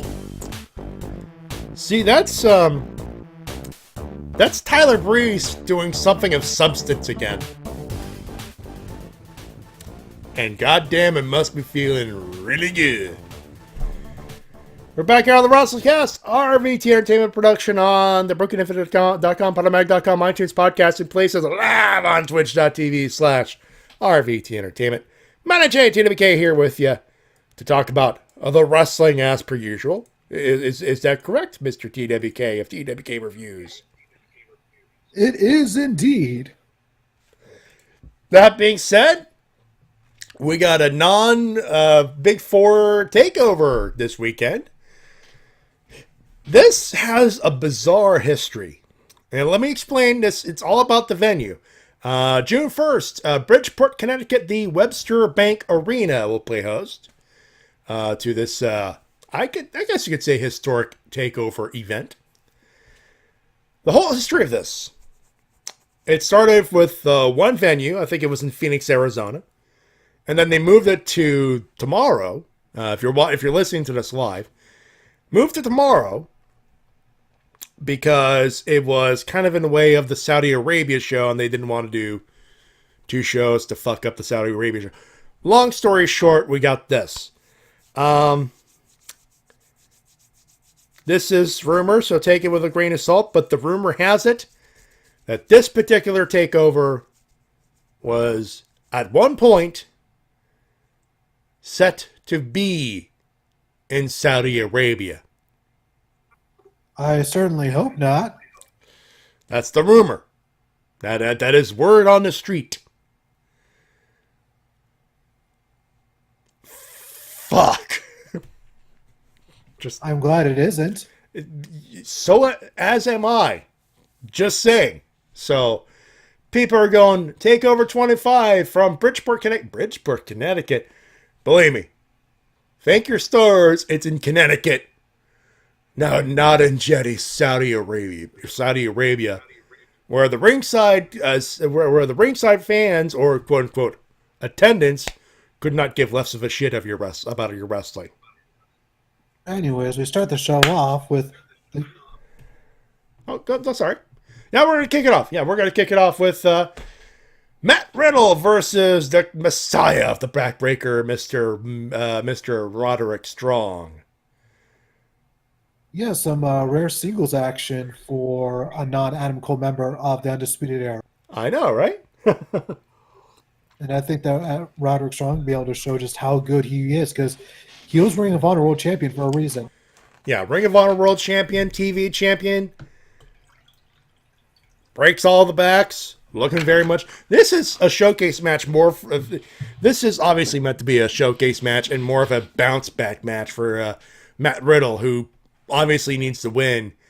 But this will be one of those cases where Matt Riddle will probably go over, but if it's done right, both men will be over. 100%. You know, because I'm calling Matt Riddle because he needs to win after his loss against Velveteen Dream. We don't, you know, Matt Riddle needs to bounce back, but Roderick Strong will give him a great match, obviously. And I say obviously because it's Roderick fucking Strong. People always like, you know, people who say Roderick Strong is not that good, he's good for God's sake. He just happens to like using the backbreaker. It's his shtick. North American Heavyweight Championship, the Velveteen Dream defends against Prince Purdy on half of Breezango, aka Law and Order Fashion Edition, Tyler Breeze. Part of me wants to see Tyler Breeze win so he can finally get a singles championship. That makes sense. He hasn't gotten one since FCW. No, that totally makes sense, actually. And I'd love to see, but I want to see Breeze win. But with Velveteen Dream, he has a great run with the title. I don't see him lose at least until SummerSlam weekend. But again, one of those you could choose either one and you're cool with that, I think. Same thing with this particular next matchup. Ladder match for the vacant NXT Tag Team Championship. The Viking, where the fuck have they been the last couple of months? Viking Raiders. They went to NXT. They had one more title match.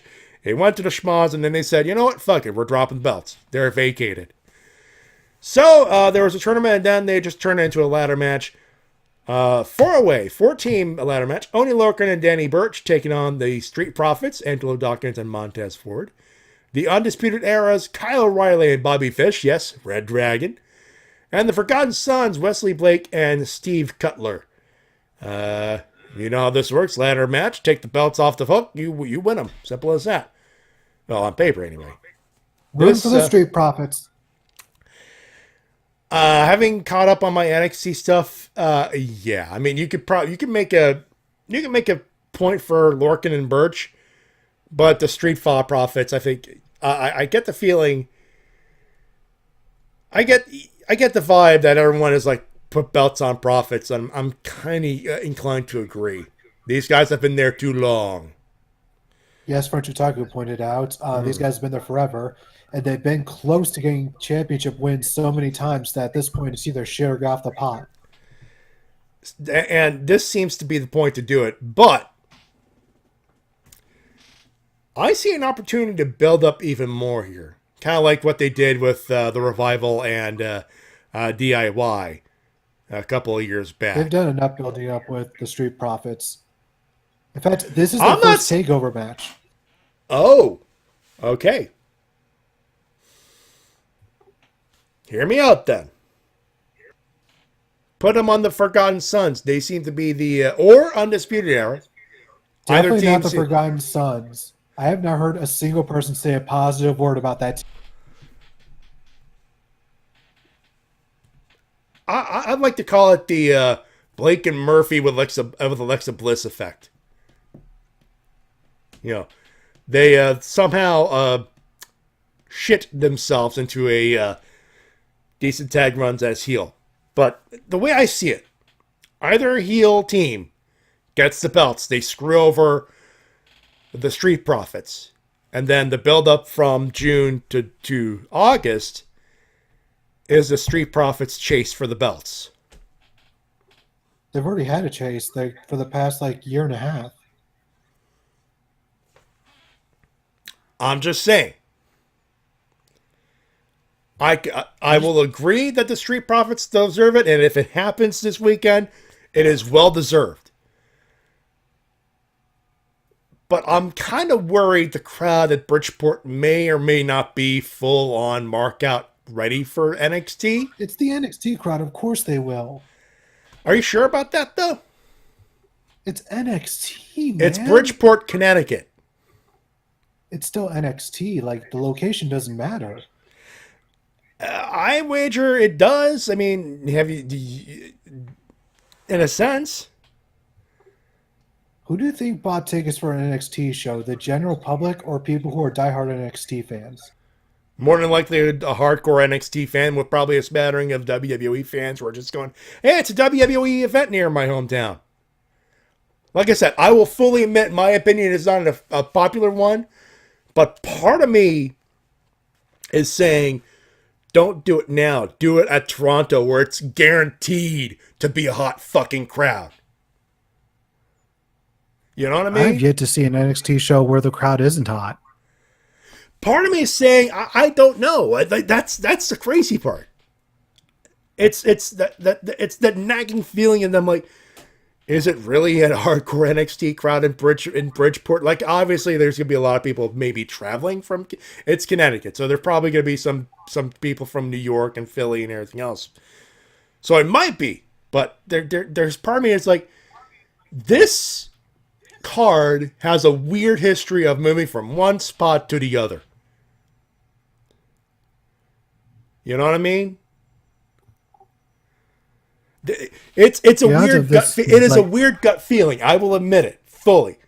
But part of me is thinking, let's not give them everything just because it's the 25th. It is weird. I will fully admit that. But I don't know. Part of me is like, build the chase. There's already been like a full I chase. know there's been a chase for a year and a half. But it's their first takeover match. And it's in the middle of the card. The tag title match is always in the middle of the card. It's never going to main event. Again, I know.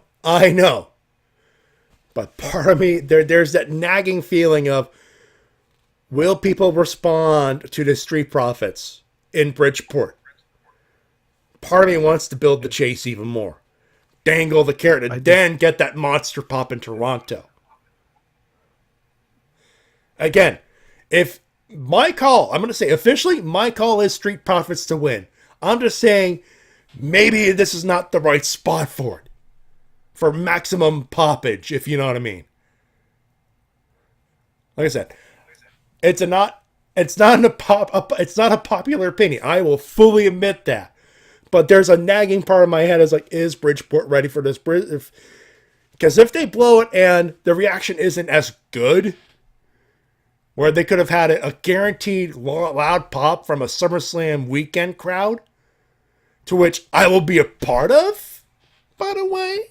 Oh, I see what it is now. I get it. You selfish bastard. I have to be kind of selfish a little bit. Don't win the tag belts over there. Win the tag belts where I'll be. Now he picks it up, folks. No, this actually has nothing to do with me being there, though T-Dub will make you think it is. There it is. I will never believe a word of that. Took you a while enough to pick up on that fucking joke. I didn't think you I would was giving actually you go something there. on the tee. It was like low-hanging fruit. Like, I had to point it out. I tried to take the high road for as long as possible. Bullshit, you take the high road. Well, actually, you do in certain cases, but when it comes to joke stuff, come on. Anyway, no, legitimately, my opinion, I'm worried because will the crowd truly pop for the Street Profits? Or are they just there for the big names like Cole and Gargano and Baszler? You know what I mean?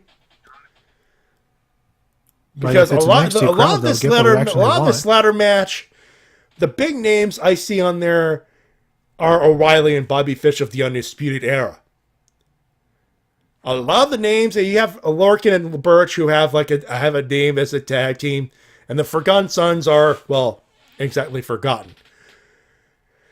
So that's why I'm like, okay, if you're going to build up the next crop of tag teams, this ladder match is a good idea because the big names are O'Reilly and Fish. Part of me just wants to put the belts on O'Reilly and Fish because it's Bridgeport and then build a chase and then have the Street Profits get the belts at TakeOver in Toronto. It's literally just build the chase a little bit more. Make people really want to pop for the Street Profits. Because I want the Street Profits to win. I just don't... And I'm picking the Street Profits to win. I just don't think this... I don't believe that this might be the best spot for the Street Profits to win. It is weird. Again, not a popular opinion. But at the same time, it's a nagging feeling in my head that I saw when I saw the card. I'm like, are we sure this is the right spot? It's all it is. It is a nagging feeling. I am voicing it. That's all it is. Yeah, for me, one NXT card is as good a spot as any because every NXT show thus far has had a really good crowd. I'm not worried about it. It's like, is it the best crowd for this trip up? But again, a good ladder match solves a lot of problems there. So again, I'll admit it's not a popular opinion, but I have to say it. Listen, my pick's the Street Profits. I'm just not sure if it's Bridgeport. I'm not so sure. Anyway, Shayna Baszler taking on Io Shirai for the NXT Women's Championship. I don't think we're going to give the belt to Io. Yeah, put belt on Io. Yeah. She's been chasing the belt for months and months. This is her time. That I can agree with that. And in the main event of the evening, a rematch from WrestleMania weekend. Johnny Gargano defends the NXT Heavyweight Championship of the world against Adam Cole, baby! Gargano to retain. Yes. But if the Undisputed Era wins the tag belts, Adam Cole to win. And I'll explain why. There's that visual of the Undisputed Era celebrating Red Dragon with their belts back. Adam Cole hoisting the NXT Heavyweight Championship up high. Roderick Strong, right there, holding his unit. Yay, we're number one. We're number one. I want that goddamn belt, Adam Cole. So again. So you're thinking Roderick Strong turns. Or, they put the North American belt on him and then they have the Undisputed, and then he turns. But they've been teasing that turn for a while, too. Here's an obvious image of we're thinking about it right there. Just saying. And you may have noticed it plays into let the Street Profits wait just 2 more months. You'll get your big pop in Toronto. Because Roderick Strong will fuck around, I guess you could say, and will play psychological mind games to fuck over the rest of the Undisputed Era. Not in the matches themselves. I mean, leave them clean as NXT usually happens. But in the build-up, so that seed of doubt even more. Or, if you just want a Roderick Strong to be a singles guy and have the Undisputed Era just be Cole and Red Dragon. Which kind of makes sense. Well, yeah, Gargano to retain, that's my call, but again, going into that theory of let the Street Profits win in Toronto instead of this weekend. Simple as that. That's my 2 cents.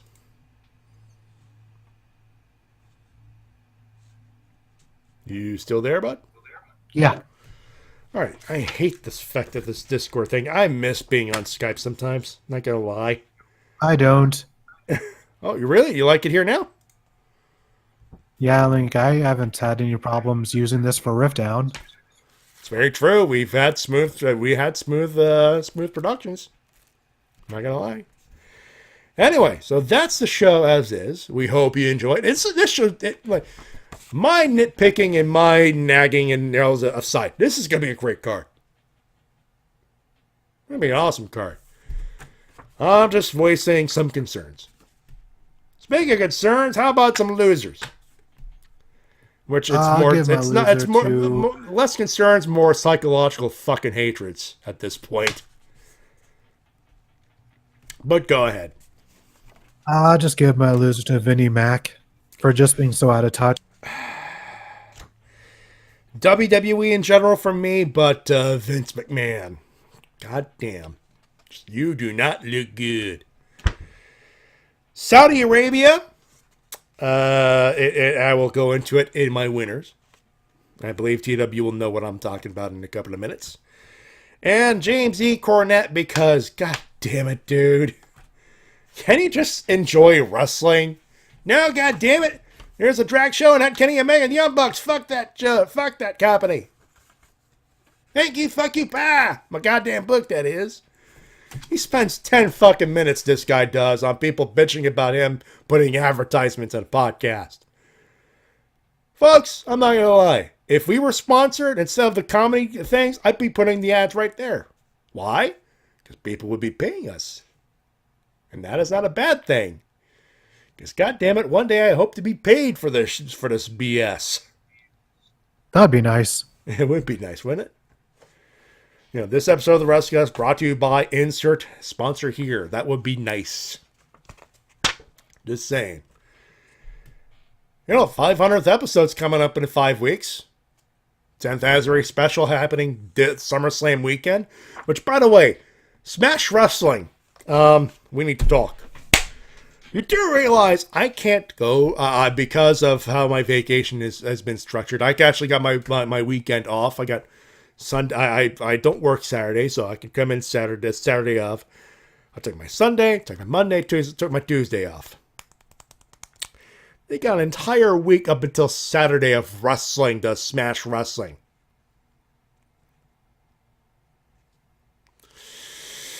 God damn it.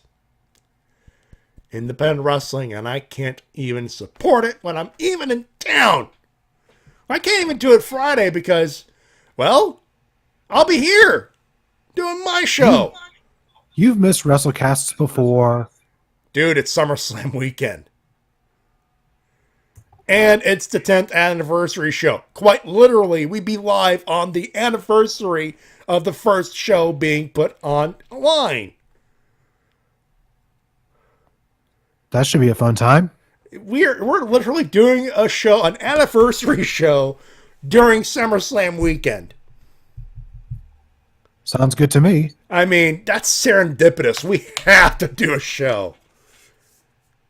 That's like fucking timing, man. So, yeah.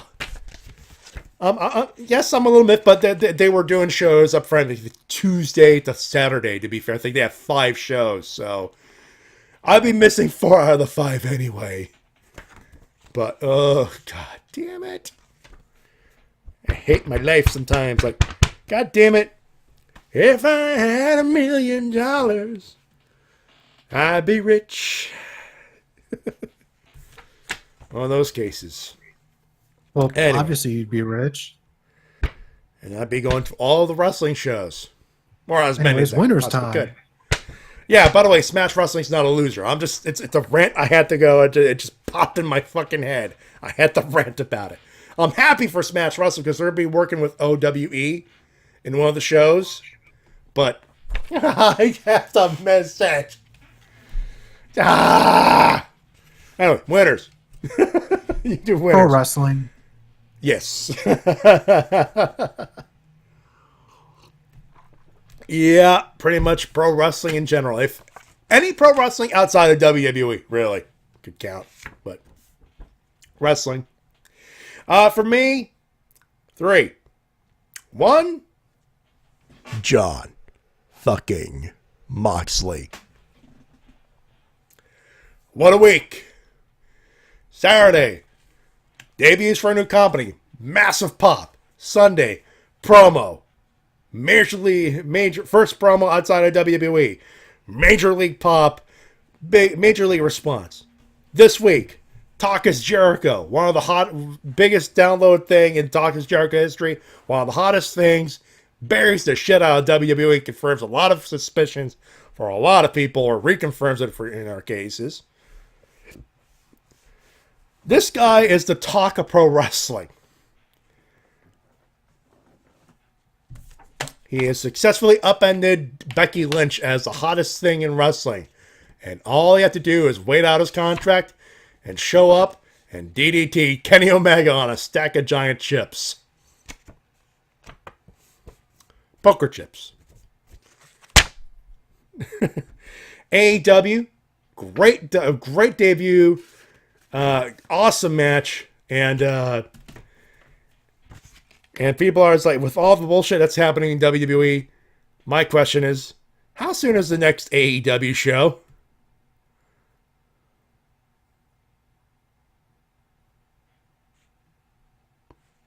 No? You're not gonna bite on that? The next AEW show is going to be Fyter Fest. God damn it. Right. Dude, it's past midnight. I know. And you're tired. Even with easy, it'd be like soon enough, and I was supposed to say that's yeah. God damn it, life, you've ruined it. Anyway, so yeah, the joke is that's not soon enough. Anyway. And Renegade Cut. I believe you might have referenced a video on your Twitter. There's a video about WWE and its relationship with Saudi Arabia. Yeah, Leon Thomas did an excellent expose on that. Great, it's a great expose, and nothing new if you're a wrestling fan, but at the same time, just well done, like worth a watch. So that is definitely a yes. Anyway, you said you were working on a new video. Yeah, currently editing it right now. I'm about 2/3 of the way done with it. Should be hopefully done by tomorrow morning. And that will be on your Patreon Toot Sweet after that? Yes. So if you want to check that on his Patreon, patreon.com/TWK Reviews if you want to support him financially and get to watch his videos a little bit early. Of course, you can support myself as well at paypal.me/Matty316. That's my tip jar as per usual. You could buy RVT some shirts, streamlabs.com/RVT Entertainment/merch. And as Easy would usually say, buy the shirt! And all that good stuff. We have mugs in here too. And of course, you can follow us on Twitter at MattyJ316 at TWK Official. Of course, I'm on Instagram as well at MattyJ316 for that as well. Whew. We're done, bud. All I gotta do is hit this button and say thank you very much for coming in and saying hi. And welcome to the new era, bitches. Ain't no WWE new era, I'll tell you that much. On behalf of TWK. T-Dub. T-Dub. Dave! Work your gimmick. Good night. My name is Matty Jay. We're reminding you to help professional wrestling support your independent promotion as soon as possible. We will talk to you next week. Have a good one. Have a safe one. Bye, everybody. Bye.